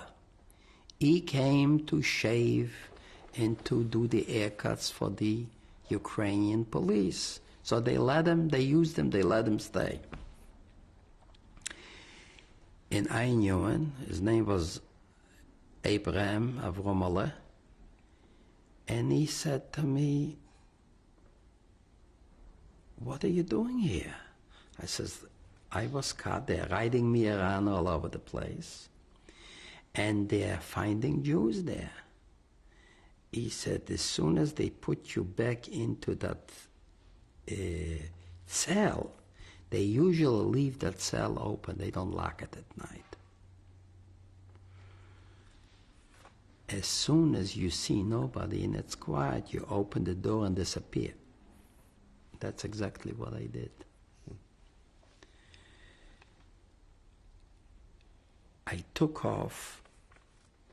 That was the second night, and I go all the way back to the woods, and I look and I scream, nothing. Nobody is in the bunker. Nobody came back. I go back to town. I figured maybe my father is in my house. So I go to my house, and it was at night, and I screamed, "Tate, Father," nothing.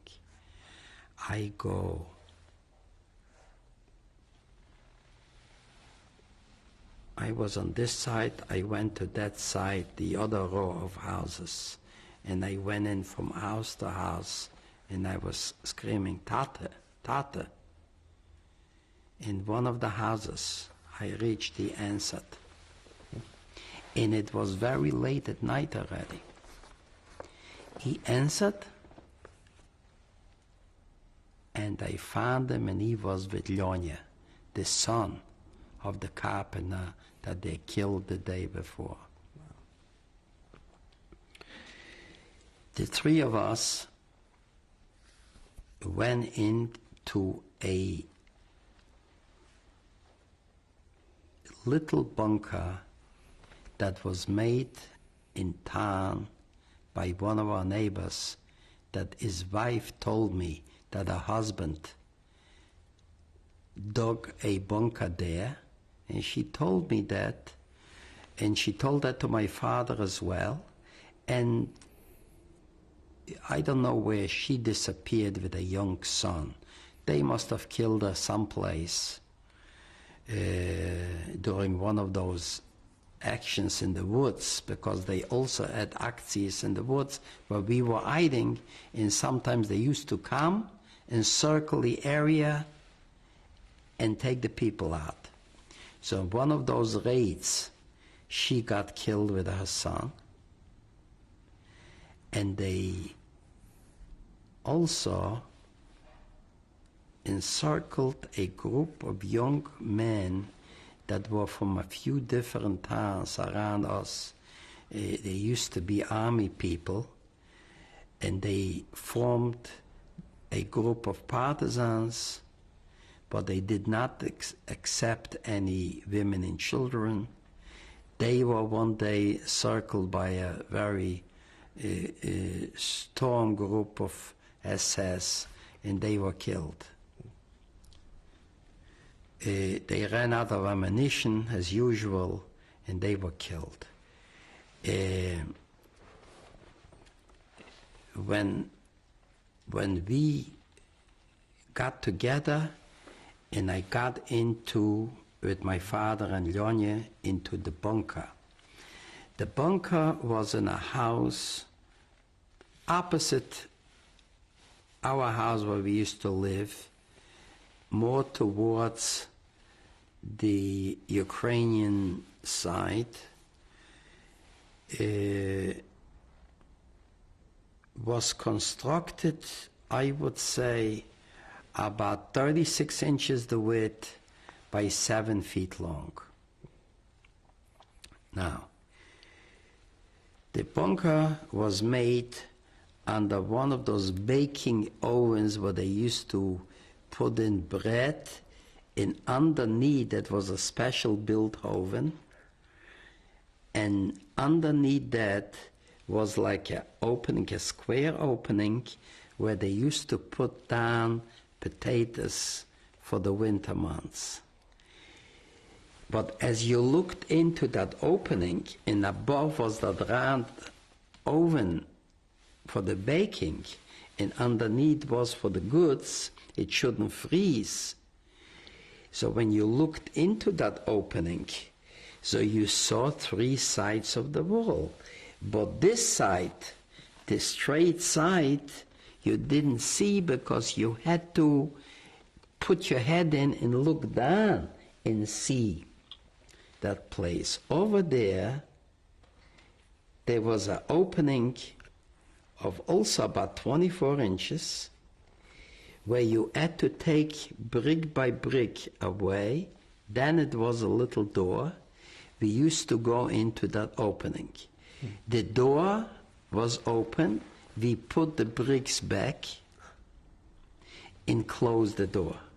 If they would have crawled in there and looked closely, they could have seen that the bricks were loose. But nobody went there. It was empty, nothing. It was a dilapidated house, full of leaks. The roof was gone. And when the two of us lay down, my father and I, The third person had only room to sit. When my father used to turn, I had to turn. And vice versa, you know. This Lyonya, most of the time he was sitting and sleeping and sitting and sitting. At night once a week, Lyonya and I, my father was afraid to go out because they would recognize him. And again he said that two young boys, they'll mistake us as Ukrainians. And rightfully so, he was very cautious. In the town, I went to that one Ukrainian where he chased us out immediately. And that was already starting the winter months.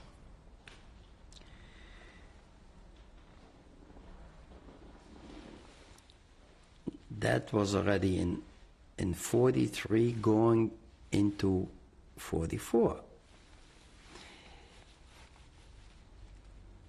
So that was about, I would say, in December of 43, or maybe November. I don't exactly remember the month, but it was bad. We had no food, we had no money, we had no clothing, we had nothing. We went to a few people that he knew, so they gave us, I remember one family gave us 2 pieces of bread, and they gave us some hot water that was cooked from sugar beets. And I didn't have hot tea or water or something like that for God knows, for months. In the sugar beets, that water from the sugar beets what they cooked was so sweet and hot. It was the best taste that I had. Nothing tasted as well as this here. With the bread, and we left. But what do you do to bring something home, to my bunker, to my father? We went from house to house, and a lot of people chased us out. Then we went into this woman by the name of Olenka Kovaleshin Marchukivna. Olena Kovaleshin Marchukivna. She was an angel.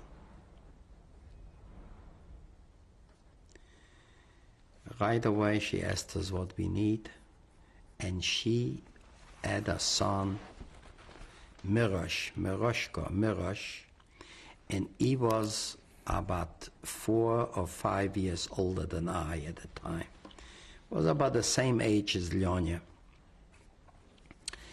And no husband. I found out later that he was someplace in Argentina. She cooked us right away a pot of what they called kolesha Ukrainian. It was a pot of cornmeal.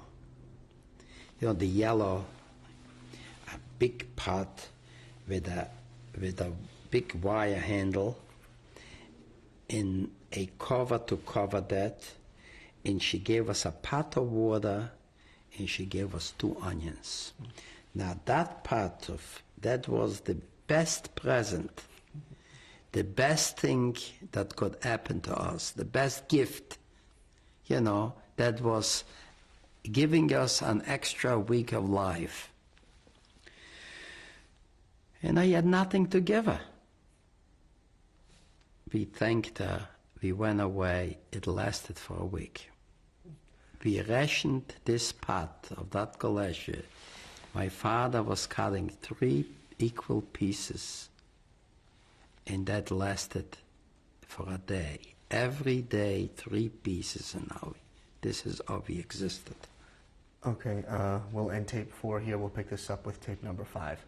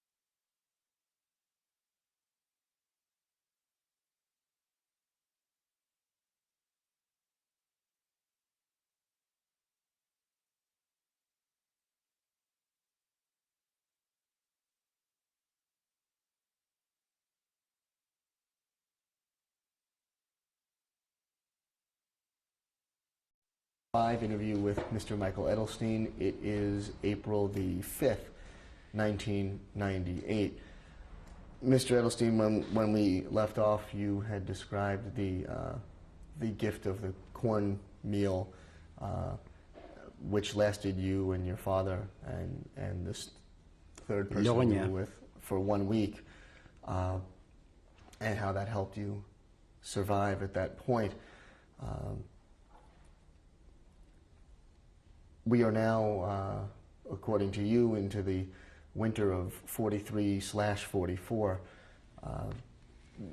Where did you stay primarily in the winter? As I mentioned before, we could not stay in the forests and the woods of the Ukraine, near outside of Skala, due to the fact that the winters are very cold and there is always a lot of snow. In order for us to survive, we had to make sure that we hide in places that they can't trace us, and to walk into the forest with heavy snow, they could have easily traced us. So we stayed in town in that little bunker that I described before. And it was very difficult, as you know, with food, with to clean. We hardly had water to drink, and never mind wash ourselves. We couldn't have no water. The sanitary problem was very bad. What arrangements, if any? How did you do that? Where did you? We didn't wash. We washed our face with a little bit. We had to preserve the water because we didn't want to go every second or third night. We had to change nights. I never told that lady when I'll come, which night I'll come. We always switched off because she could always cook. That kalesha was cooking very quick. Once they poured out the water, and she cooked the water, and they put in that meal, and she mixed it. Within 15 minutes, she had it done. What about the bathroom? How did you? That we used to use also. Everything had to be done at night. Everything had to be done at night, and we used to walk out to different rooms or different places because all the houses there were empty. There was not a soul there. We could use it, but not during the daytime. During the daytime, we had to do what we could, but most of the time, we didn't have to go much because there was no food, no water, so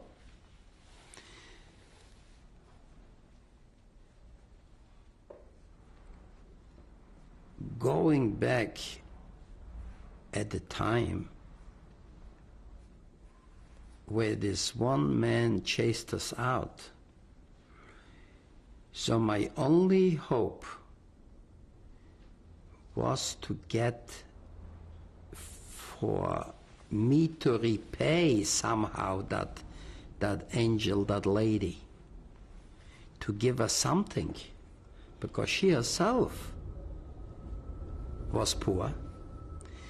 Whatever she had was from her garden in the summertime to prepare, and she had a cow, she had some pigs, and she had some chickens and all that. That was in preparation in the summertime. And then the way they used to do it, kill that pig, cut it up and put it away and use it for the winter, you know, okay. That was their lifestyle.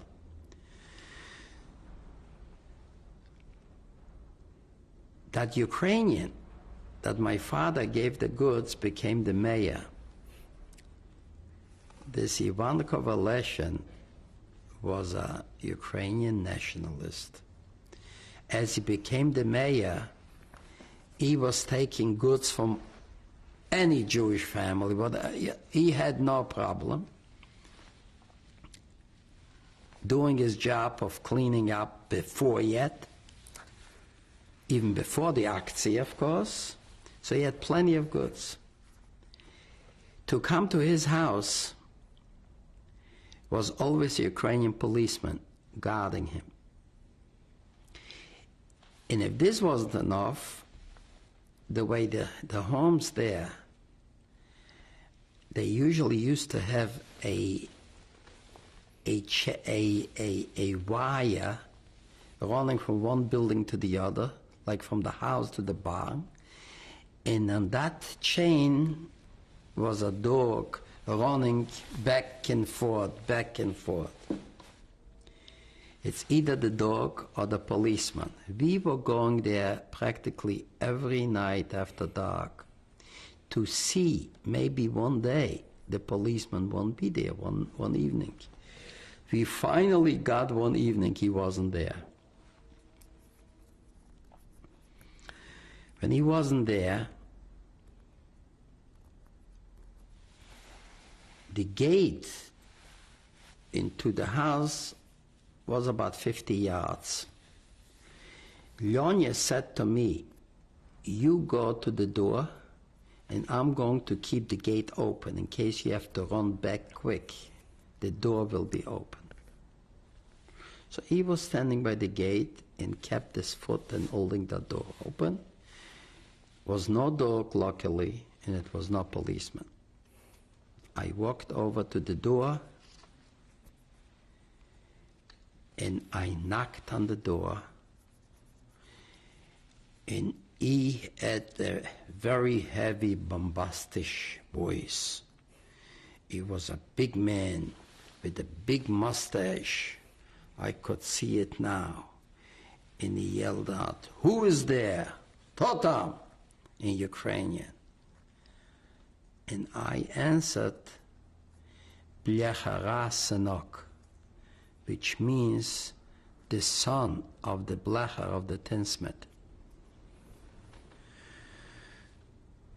He opened the door, he recognized me right away, and he said, "Come on in," but he said that in Ukrainian, "Come on in before a devil sees you." That was music to my ears.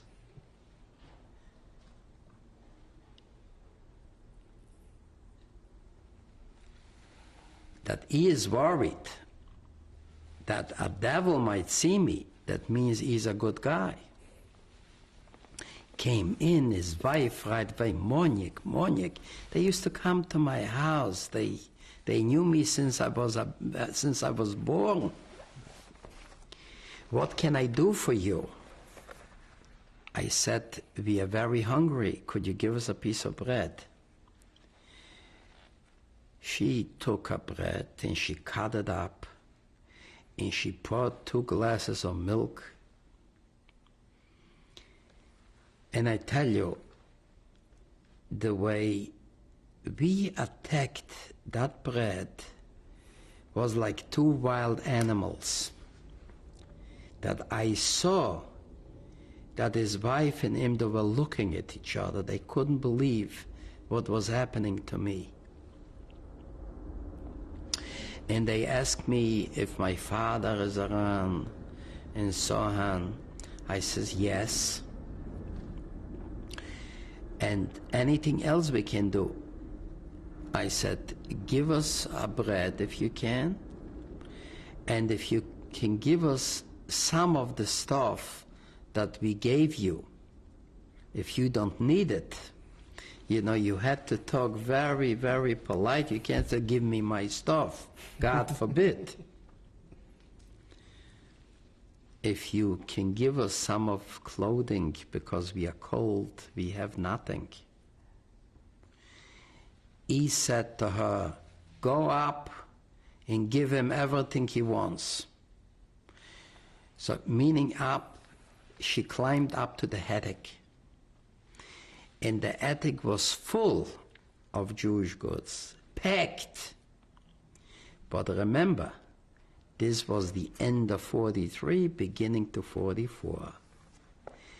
That was already where we were getting once a month a Ukrainian newspapers, and we were getting news already in 43 that they were beat back from Stalingrad, that the Russian army is advancing to Kharkov. And every time we used to get a newspaper, it used to be about 4 weeks or 5 weeks later. So what happened was that every time they used to say, in order to straighten out the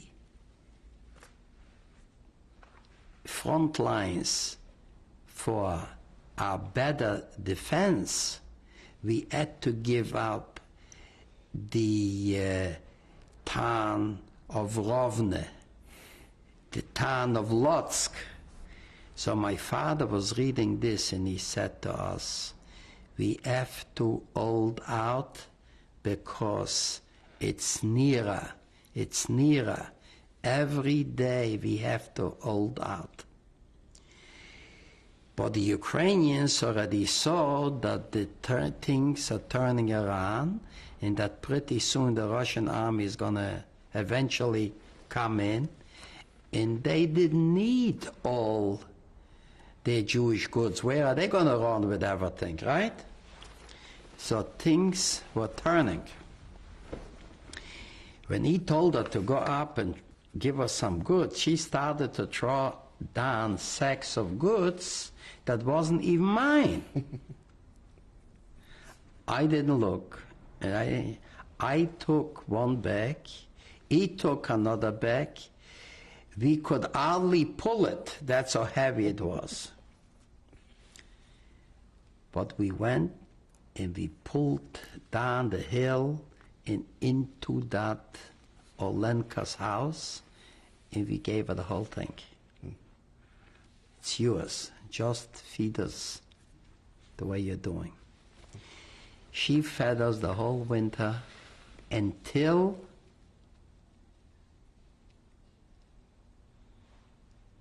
March of 24, that I remember as long as I live, 1944. What happened on that particular day? That particular day, we heard music to our ears. Russian tanks rolled into our town. And where were you at that particular moment? In the bunker. But as you know, the towns, they are very small. And one street from the other are like very, usually quiet. You never hear heavy machinery there. So when tanks rolled in, you could hear. And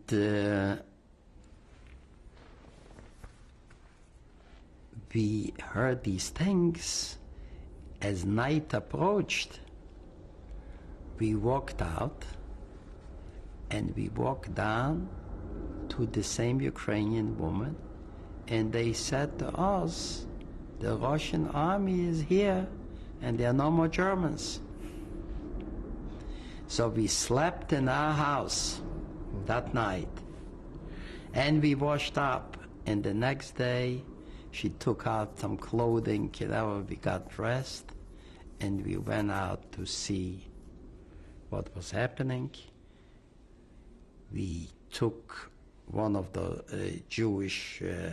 we went in one of the Jewish houses that were all empty, but we picked one that was in the center of the town, steps from the main place where the farmers used to congregate to sell their goods in Midtown, you know.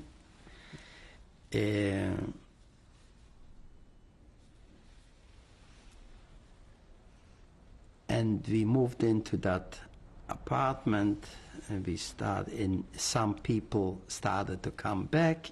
So when it was all over and people started to come back, a few from concentration camp, another few from bunkers, and another few came back that they ran away to Russia before the war broke out between Germany and Russia.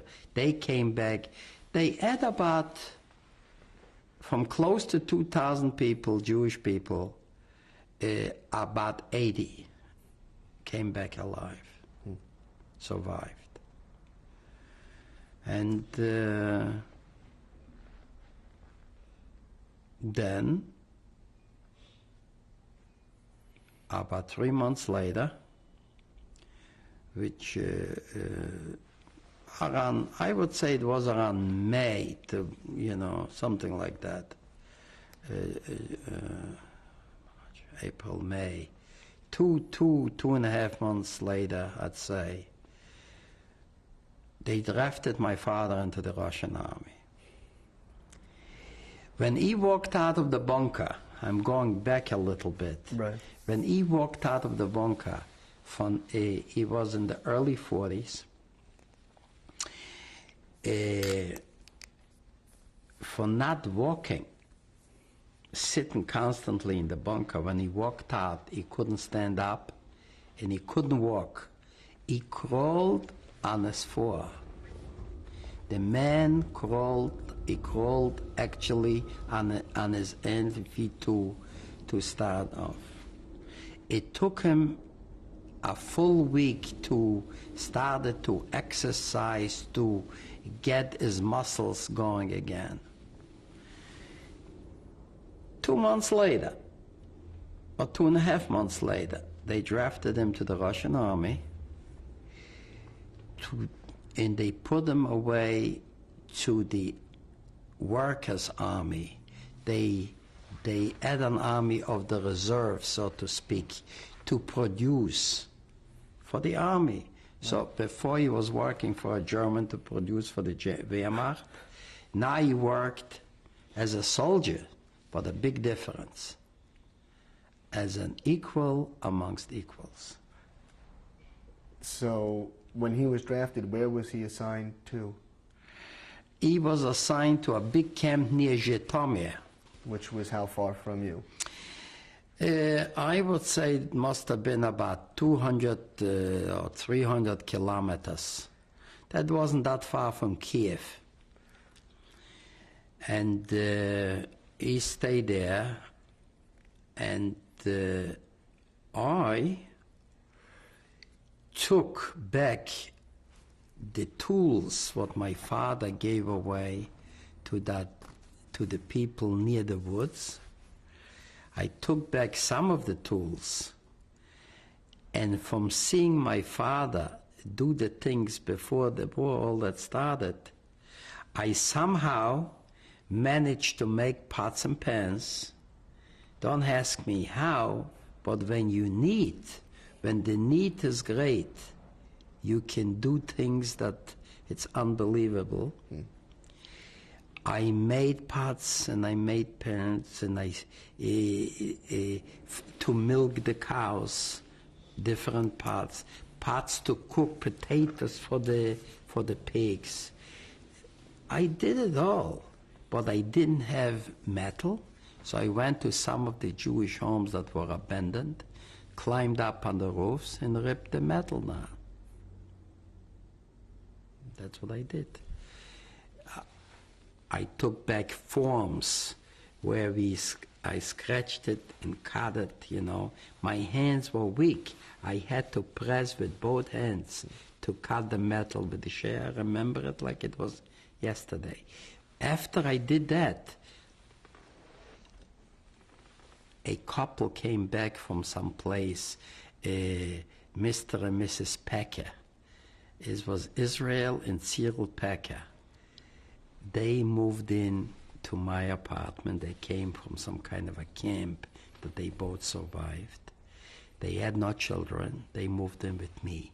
And also another man that lost his whole family, a tailor by the name of Israel Fleischman. And he was a tailor. He moved in. After I made those pots, she used to take it out to the market and exchange it for flour, exchange it for eggs, exchange it for butter, and that's how we used to feed ourselves. Not only me, but I used to feed them because of my work. Right. So this is how I survived then. Now, after a while, the citizens that were Polish citizens of the Ukraine before the war, the Russian government was in their interest to send all the Polish people, the citizens, former citizens of Poland, out of the Ukraine, and they gave them independence, Polish independence, and they took away the Ukraine for themselves, and they took Niederschlesien, the part of Germany that years back was Poland, gave it back to the Polish government, and they, including Polish families, non-Jews too, went to Poland. When the few families that survived saw they had no future there, they lost their dear ones. Every day was a reminder it was unbearable for them to live there. So they all registered to go to Poland, including me. But what do? Leave to go to Poland alone without my father? So I wrote to my father that he should come back to me because, of course, I missed him. I was alone. I had no relatives. And when he came back, I convinced him as a Polish citizen that he too should register and go to her. So anyway, we went to Poland and we left town, and then after I left town, I went to Poland. And how long did you stay there? In Poland, we stayed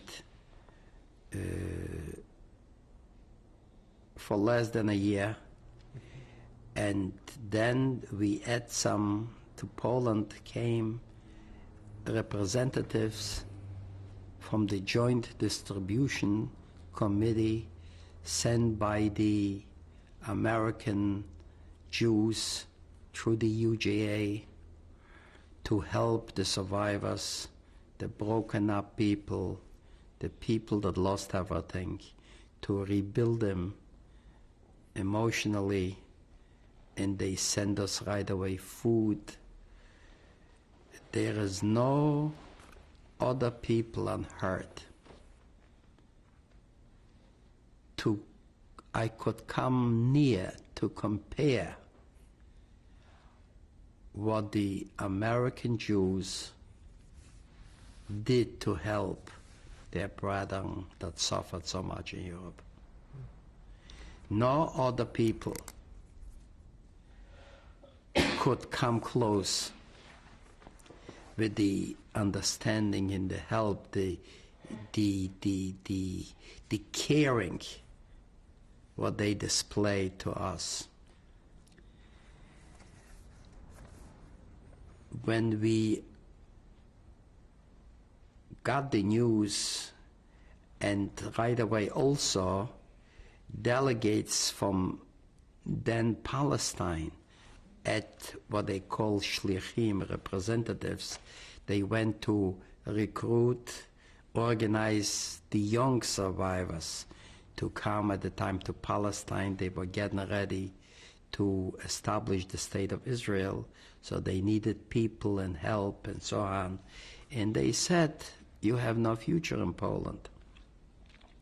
A lot of people joined the organizations, the Shomer HaTzahir, the Gordonia, and some joined the religious organizations. And you? And I joined the labor, the Gordonia, that was later the leadership of Prime Minister David Ben-Gurion, his party. And with them, we were taken out from Poland with trucks through the border to Germany. It was not legal, but they smuggled us out. And once we came on the German side, the Americans, soldiers, led us right in, and they took us to displaced persons camps. There was 2 big camps in Berlin, and from Berlin they took us to Western Germany on the American zone. It used to be an English zone, American zone, French zone, and a Russian zone. So once we ran from Berlin, they took us out, and they took us on trucks and to the American displaced person camps, and over there they called the UNRWA. And over there they gave us clothing, and they fed us, and they started to rebuild, bring us back to life, to become human beings again, not animals in the forests and in the bunkers. And where I'm going back to the bunker, you wanted to know what we did for sanitary reasons. As I told you before, water we didn't have, hardly water to drink, never mind to wash. Soap, it didn't even come to our mind.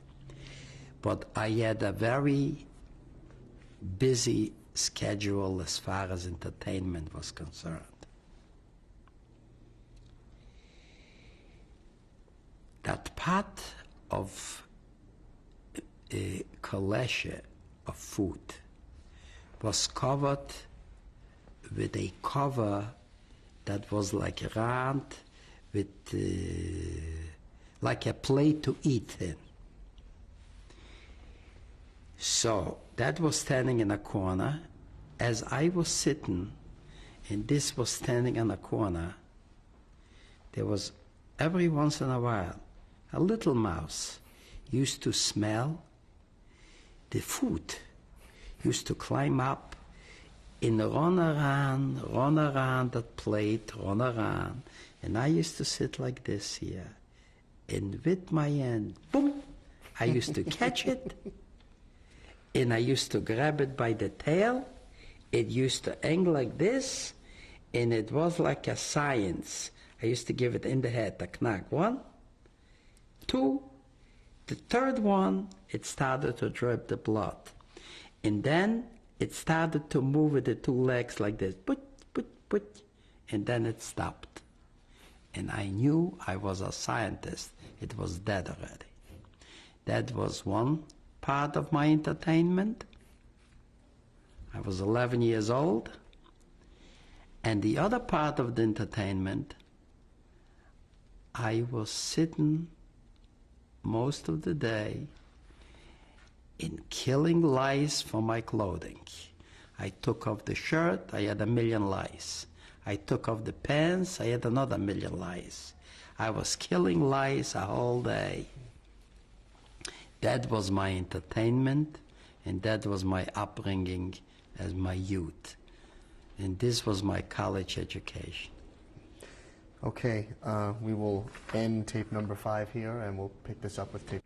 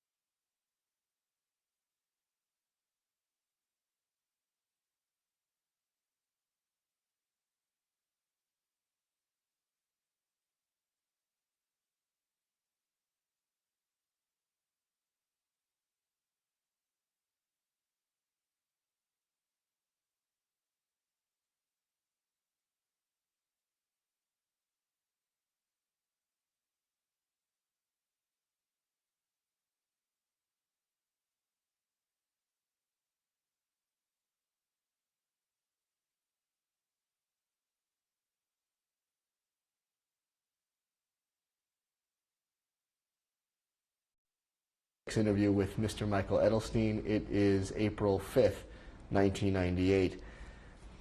Mr. Edelstein, when we left off, you had gone back to telling about the mice and the lice in the bunker, but previous to that you were discussing the fact that you made it to Germany.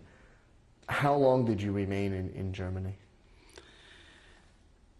In Germany, we remained since we came to Germany in 1946. And I remained in Germany to the end of 1950. We stayed four years in Germany after the war. What was it like for you after having survived the Holocaust to be living as a Jew in Germany so soon after the war?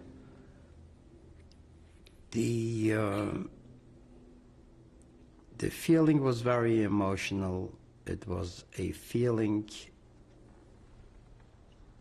We were living separate in these DP camps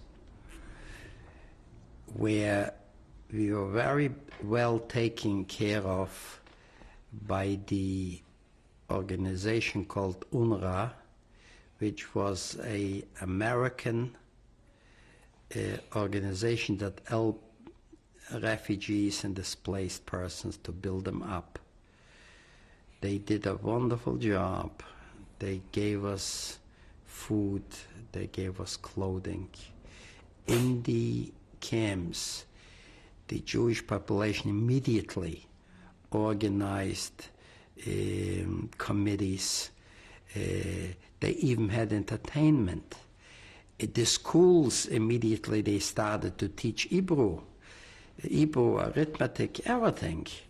It was a town within a town independently. Right away, all different Zionist organizations came into to fully open. It was an American style of living outside of the United States. It was free. It was something that we were never used to. It was freedom. And all kinds of athletics, sports. They gave us soccer balls. They gave us all kinds of things to also with the help of the Joint Distribution Committee. They came in with all kinds of help to us. And like I said before, we were on our own, doing things very wonderful.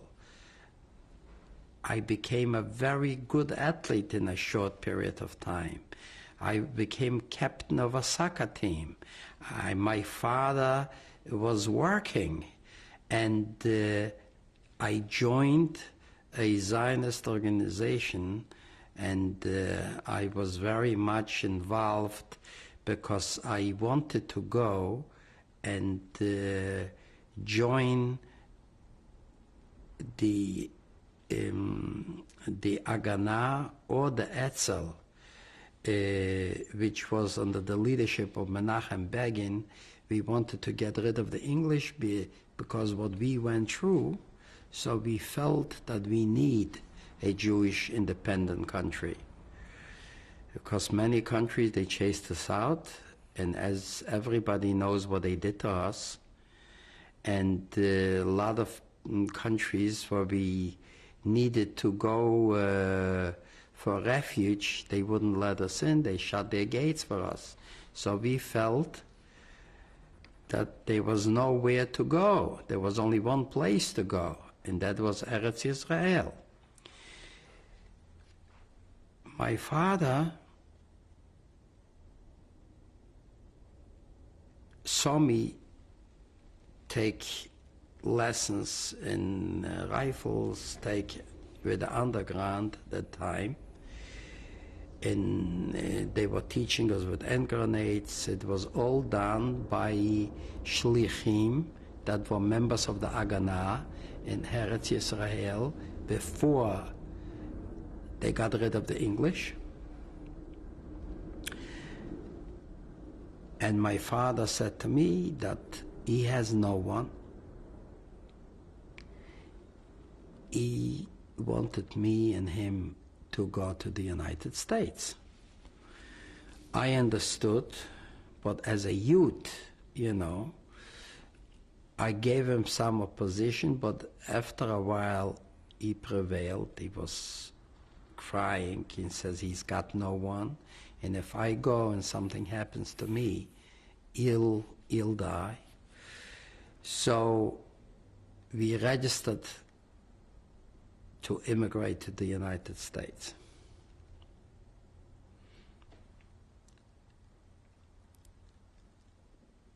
My father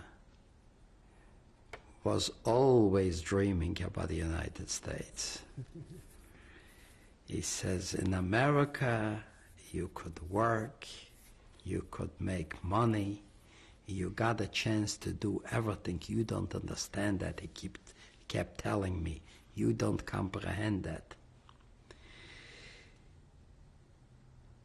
So we registered, finally through the IAS, we got our papers, and the end of 1950, we left there at the end of 1950, we arrived the first few days of January of 51.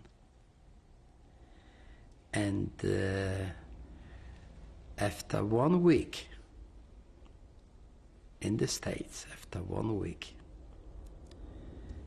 I got a job, and my father got a couple of days before me a job, because his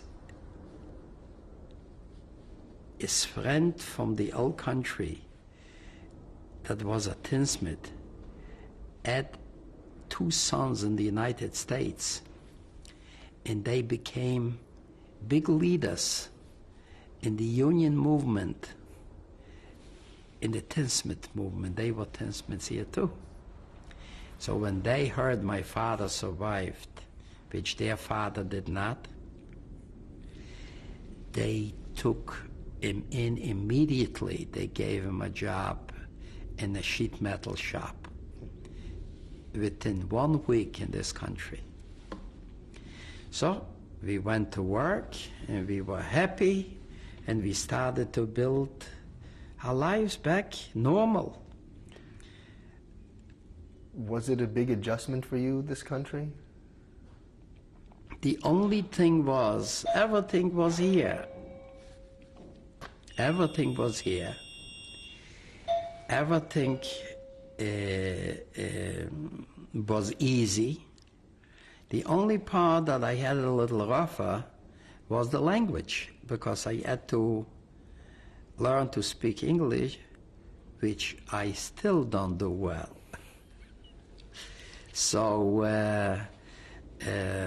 but otherwise, except the language, I had no difficulties whatsoever. And after a while, as soon as I picked up a little, and then we worked, and we saved tremendous amounts of money, because we didn't go to fancy restaurants. Whatever we bought was more than enough. So we saved, and we bought suits, and we bought all kinds of clothing. It's America, the land of opportunity. So really, the only thing, of course, we met Landsmannschaft, we met people from before. The emotional adjustment was difficult, because we started to remind ourselves. We started to meet people that left there before the war. It was financially, economically, it's wonderful. I mean, this is second to none. No country is as good to us as America. So after a while, the Korean conflict broke out, and here we go again. I was very appreciative to this country in all the freedom. So when they called me to draft to the army, I went. So I qualified, and I became an American soldier. Your father must have been a little bit upset. He was very upset, because he was worried again not to lose me. I was the only one that he had. But like I said, I was drafted. I became a good soldier. I served the country with honors. I was discharged with honors. I was part of a special unit in the 2nd Battalion that they called, stationed in Fort Meade, Maryland most of the time. And we were trained there due to the languages that I spoke, Ukrainian, Russian, Polish, mainly Russian, to interrogate prisoners of war that we catch in Korea, to question them what was important for the military. And I did that very well, I might say so myself. And how long were you in the Army? For 2 full years. And after you were discharged, you did what? After I was discharged, I went back to work. And you were living where? I was living in Brooklyn with my father. And after I worked for a while back to the sheet metal and roofing business, I met my beautiful wife, and after a while we got married. And your wife's name is? My wife's name is Fegele, the same as my mother, my late mother.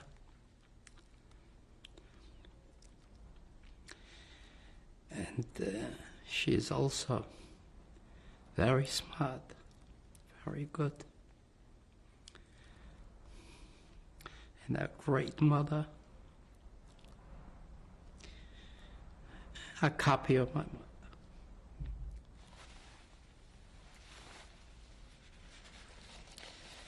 I love her very much.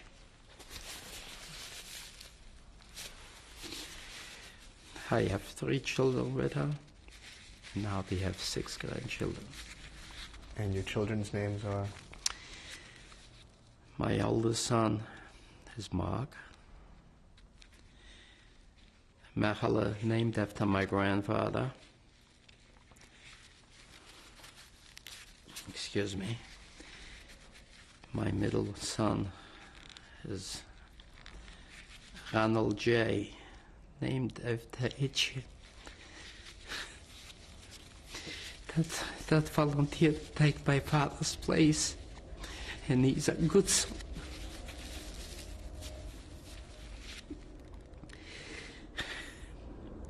And of course, I have my daughter, Susan. She's the only daughter, my youngest. Wonderful girl. And now I have 6 grandchildren. Your daughter's name is? My daughter's name is Susan.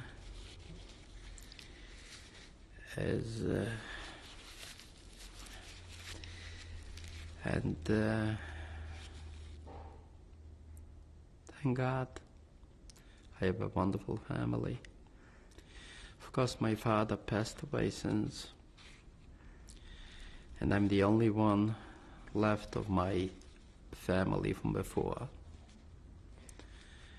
And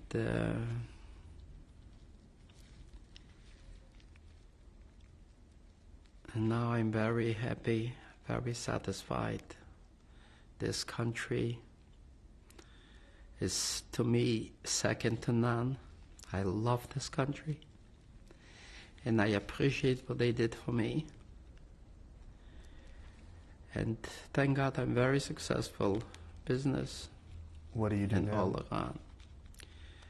Right now, I used to be, of course, we started in the roofing business. I worked very hard. My wife helped me. And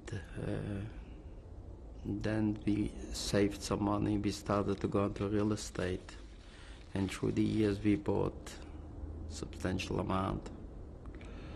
And we are all active in this business, including our children. They are independent on their own, also in the real estate. And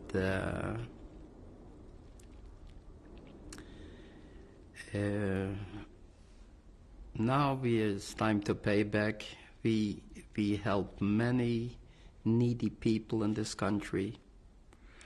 All different organizations we support. We pay back to the United Jewish Appeal. We are very active because they helped us years back. Now they help new refugees, people that are in need. We help tremendously the new Russian immigrants. Every apartment that I get, I reduce the rent what it was before. That's unheard of in business. And we have about 200 families that live in some of our buildings, reduced rent. And we help them also with work. Some became painters for us. Whatever their trade is, if they need what we help. We help and we pay back to the disabled people. Also, we help a lot with the sports, the Maccabea. We help not only with the United Jewish Appeal, with Israel Bonds.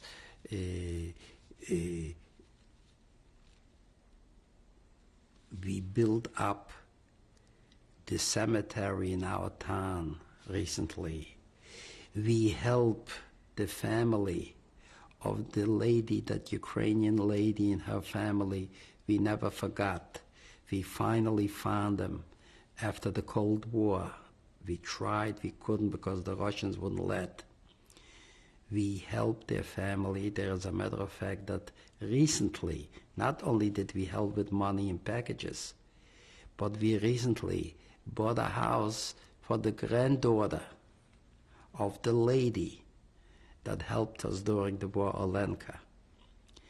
We made arrangement to pay honor to her in Jerusalem, Yad Vashem, of the honor for the righteous Gentiles.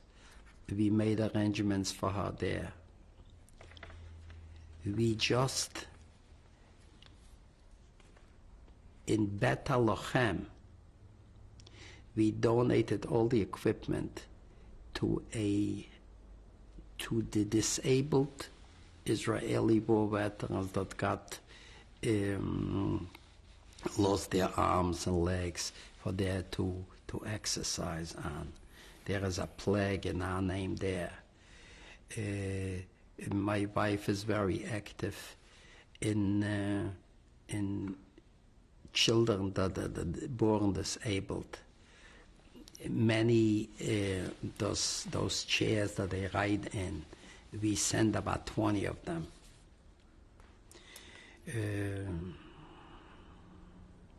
Many different, to old age homes here, to religious organizations. We help a lot the Lubavitch movement, the Rabbi Schneerson, and we were honored by them twice, and we help tremendous. So we are paying back what we received. We are paying back with interest, and that makes me very happy.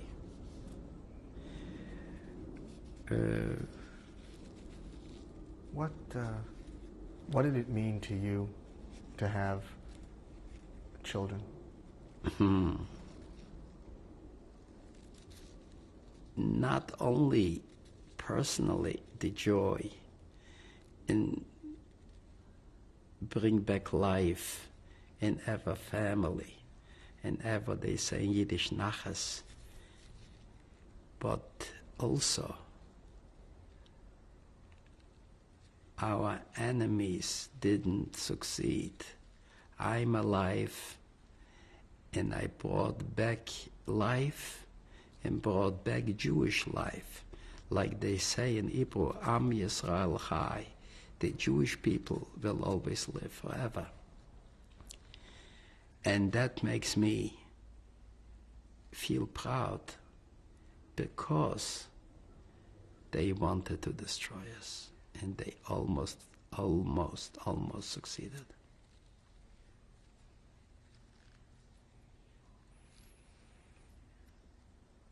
Your grandchildren are fairly young right now. If you could leave them a message, if they're watching this tape 10, 20 years from now, what would you want to say to them about your experiences? To remember and never to forget what the Nazis did to the Jewish people, did their great-grandparents, and to their relatives in Europe. And what the people, if they don't live under a free society, in a free democratic country, what could happen? They should always remember, and to remember me, that I always loved them. I always try to do the best for them. And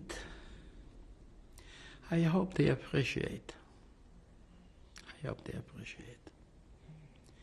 Maybe I didn't play with them enough.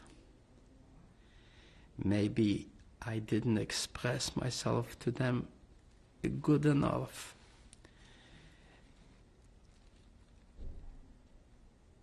Maybe I should have done more as far as entertainment with them, but I was always busy working, always building, doing, establishing, accomplishing. I always had drive, I always have willpower.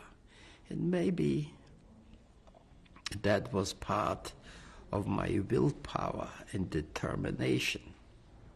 This is why I survived, because a lot of people gave up. A lot of people said, we don't want to live. We lost everybody.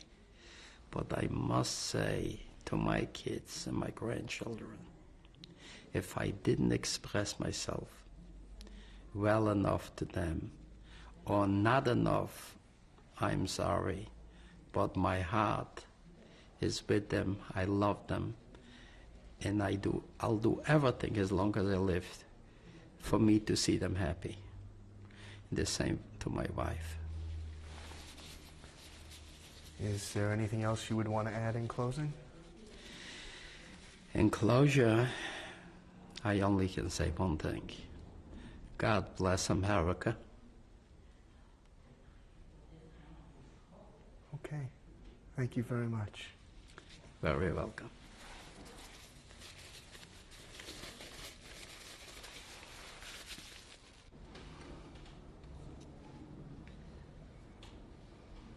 Tell us about the picture.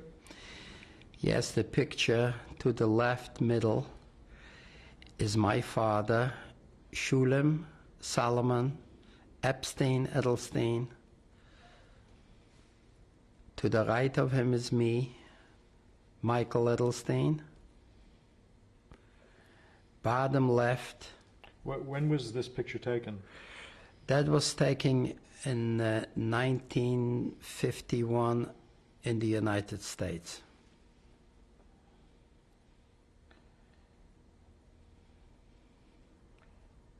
And the one on the bottom? The one to the bottom on the left on the bicycle, that's me after the war in Poland. Michael Edelstein. Yes. To the far right bottom is while I was in the service with my fiancée, future wife, Florence. What's her last name? Her maiden name was Bruce, Florence Bruce. Where was this taken?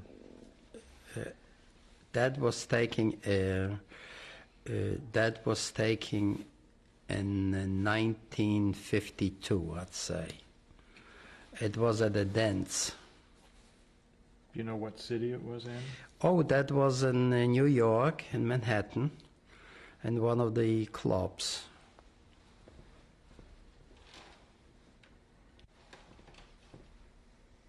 And what do we see in this picture here? In this picture, we are seeing after the war in a displaced persons camp with the help of the Joint Distribution Committee. We got uniforms and we participated, of course, in, as you see, that's a soccer team. And I was good at it, so they voted me in as captain of the team, the far left. That's me, Michael Edelstein. And what was the name of the DP camp that you were in at this time? Eschwege near Kassel. Near Eschwege near Kassel, they used to call it. And 3/4 of these men, these young men that you see there, are in Israel and served in the Israeli army. And in the 6-day war, some of them came out with very high, with II decorations. And what do we see here? We see here a group of soldiers, me in the four-line center of the finish of basic training in Fort Dix, Maryland, USA. And what year was this? 1942. 1952. Okay. And who do we see in this picture here?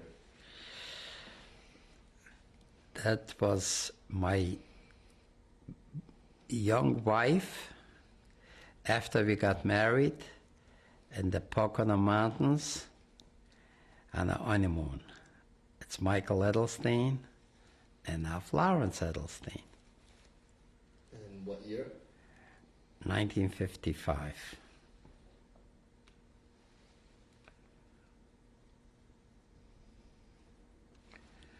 Okay.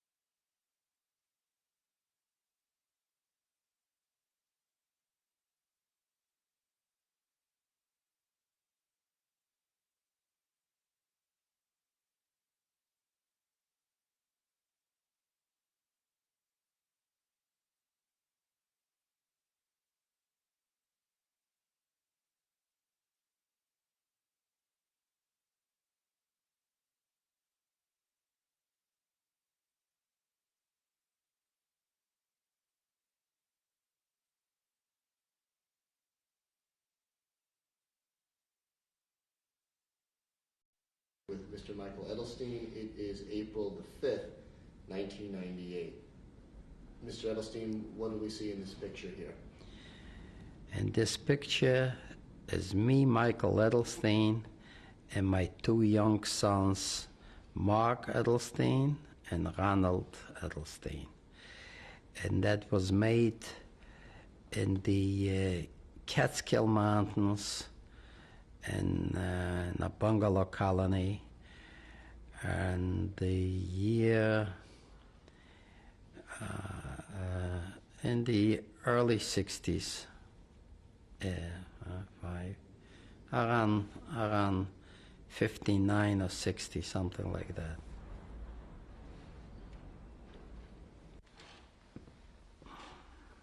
And who do we see here? We see on the right, upper right corner, is Michael Edelstein after the war in Poland. This is the town of Bytom in a kibbutz, Gordonia. What year was it? That was in the early of 46. And then this picture? The middle to the left is Michael Edelstein with Prime Minister Menachem Begin of Israel, and the third person in the back, I don't remember his name. And when and where was this taken? This was taken in the United States. I don't remember exactly the year. You know roughly when? Roughly when in the 60s.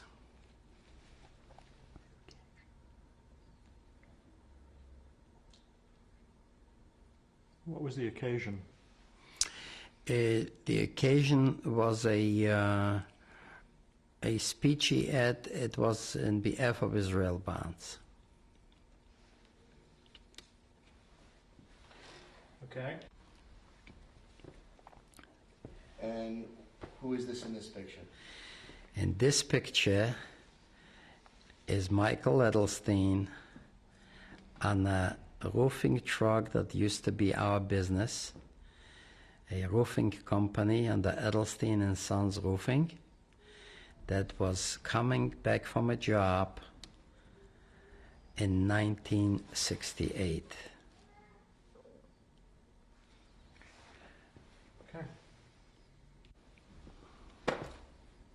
And who do we see here? So these are my three grandsons. To the left, the oldest is Solomon Edelstein. The middle one is to the far right is Daniel Edelstein, the second grandson.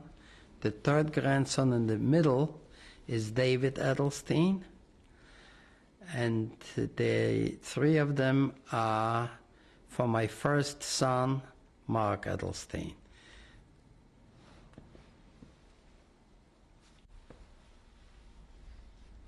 And who is this? This is my granddaughter, Rebecca. She's 4 years old, and she is Mark's daughter, the fourth child, and my granddaughter.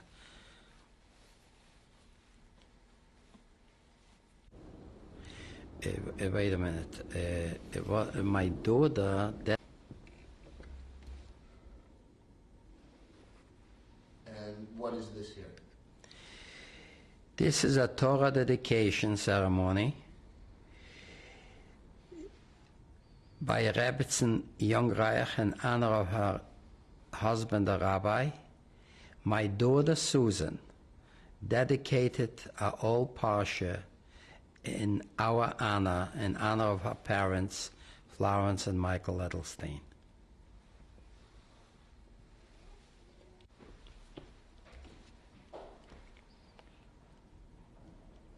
Tell us about this. This is the inside of the dedication. As you can see, my daughter Susan Edelstein dedicated the parsha, and she's on top of the line here in the book.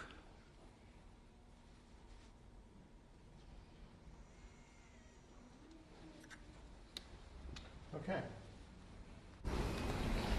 Mr. Edelstein, would you like to introduce your family to us, please? Yes. This is my beautiful wife, Fegala.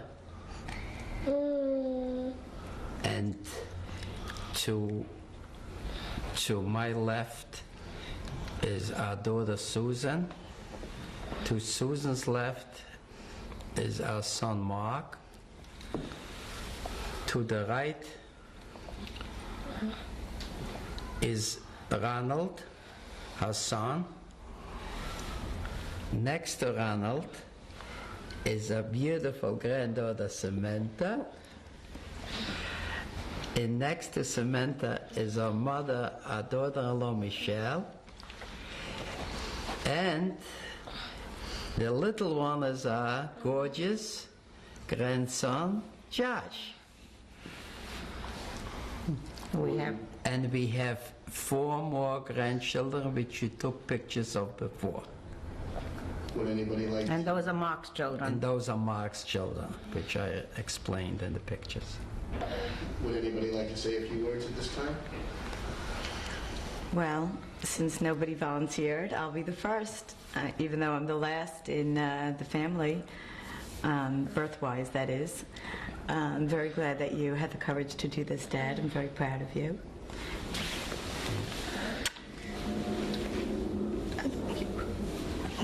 You too. You're a courageous, strong man. You survived. You came to this country and made a beautiful life for yourself. A true success. And a wonderful husband and father. And you have beautiful grandchildren to show for it. I love you. I love you. Thank you.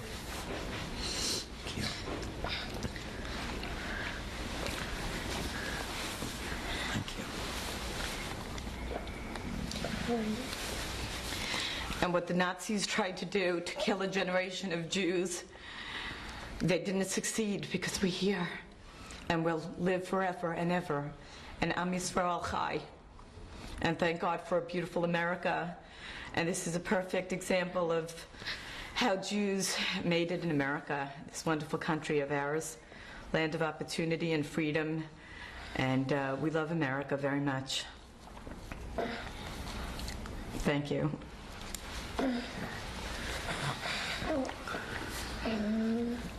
Anybody else? You? Well, I'll pass the chair to my older brother, perhaps. If not, I'll have to think of something up.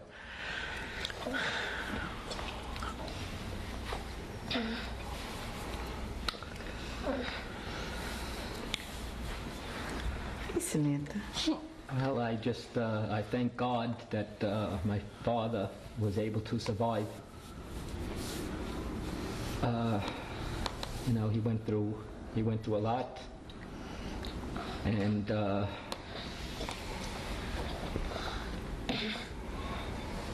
thank God that he made it, and we're here, and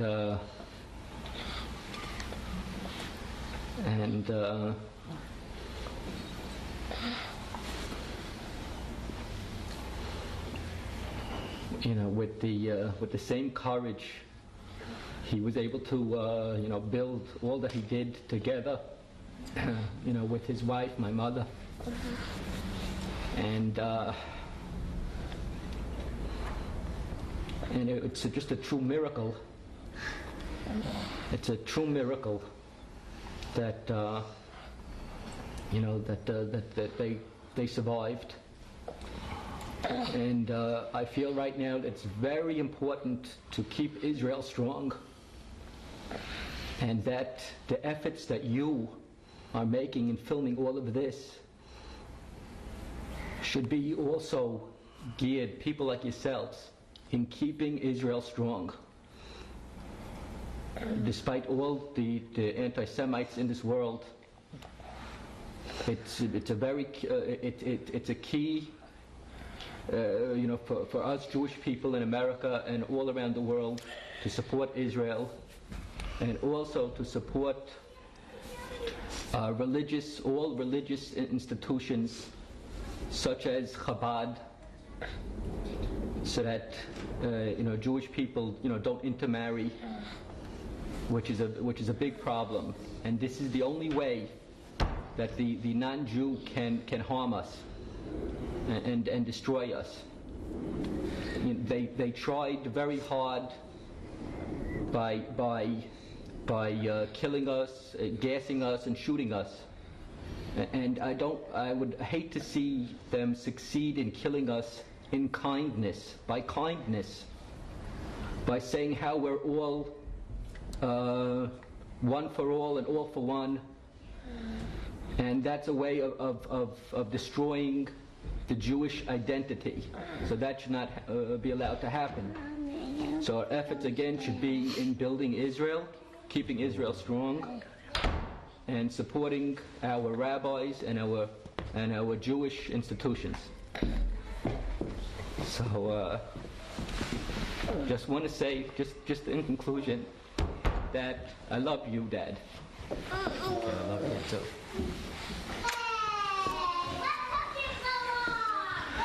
Well, I guess that it's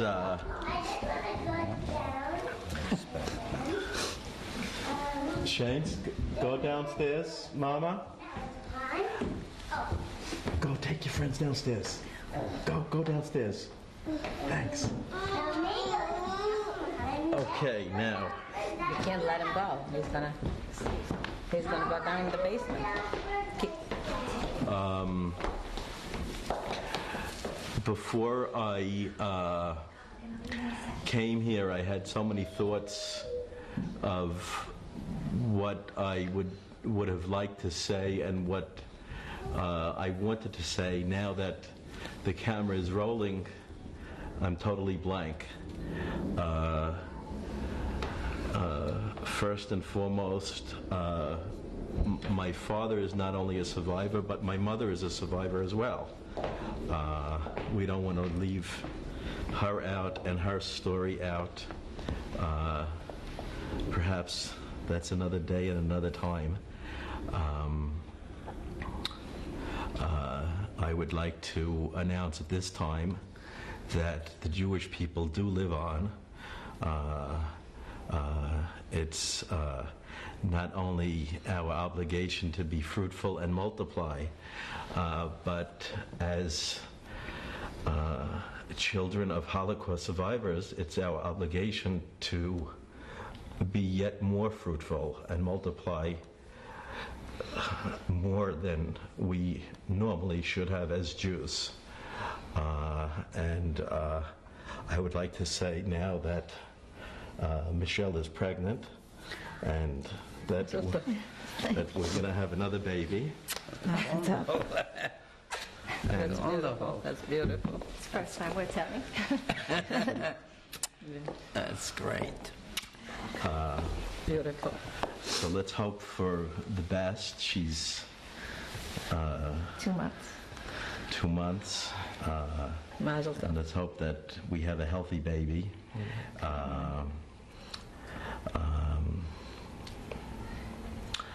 And that the Jewish people continue to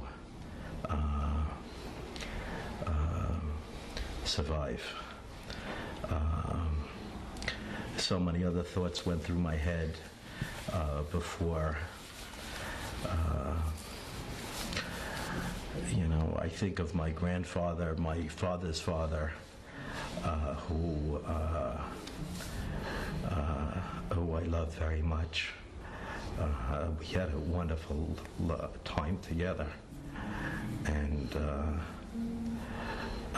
Samantha is named after Samuel, my grandfather. Shalom. Shalom. Mark's son Solomon is named after him as well. And right now I really don't have that many thoughts. Maybe after a little bit later on I'll have some more. Anybody else? Yeah, I'll say something. I suppose, lucky than my husband. I survived in Russia. We went through a lot, but nothing compared to him. We went through hunger.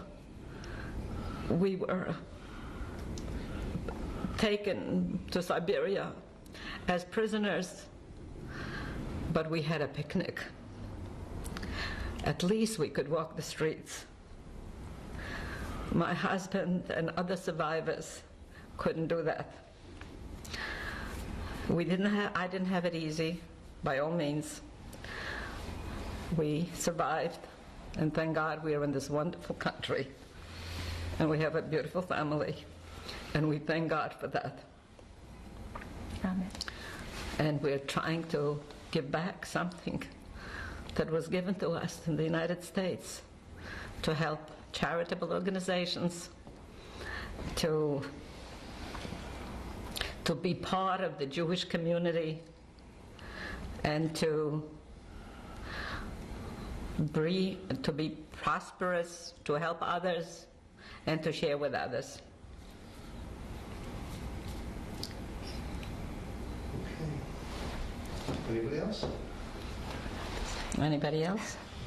Would like to say something? My in-laws went through a lot in their lives. They're very good people, very prosperous, good parents, good in-laws, good grandparents. And me coming from a Sephardic background, very different to the way I've been brought up and from what they've been through. And I learned a lot over the years. Almost married 7 years, not too long. But from what I've seen and heard and what they experienced is beyond belief. And I'll never forget it. And I'll pass it on to my children, and hopefully from one generation to another.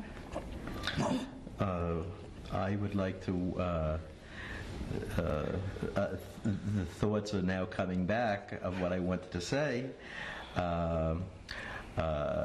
It's our obligation as survivors of the Holocaust to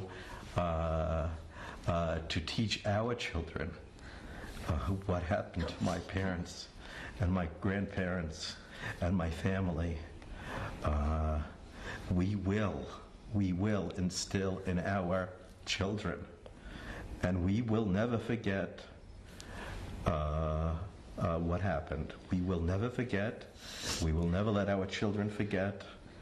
We will carry on the teachings. We will never, ever, ever let them down, and our children won't let them down, and our grandchildren won't let them down. We will never forget from that lesson. A lesson only they could have felt the things that happened. You can't fathom. Our generation can't fathom what happened to them and their families. How could we even imagine or fantasize the horrors that they went through? We will never ever know that. Thank God we will never know that. But there's no way in the world that anybody could know that. But we do give our word that we will remember, and we will teach our children. It is our obligation to do so. And please God, it will never happen again. We will never let it happen again. No.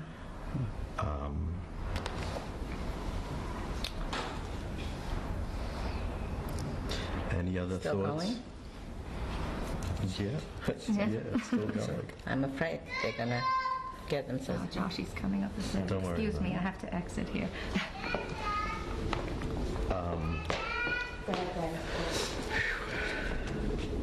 I have another thought, actually, which is that I'm very grateful for this filming of my father's experiences during the Holocaust, because several years ago the Nazis were claiming that, actually the Germans were claiming that there was no such thing as Nazi Germany, and this was all a fantasy, and this was all fake, and it was propaganda made up by the Jews, and they wanted to cleanse their souls and make themselves innocent, where in reality they were very guilty. And this is just so important to be on film, to know, to teach other people of other ethnicities as well as Jews that this in fact did happen, and my father is witness to it because he went through it, and it can never be denied, and that's the most important thing about this whole thing.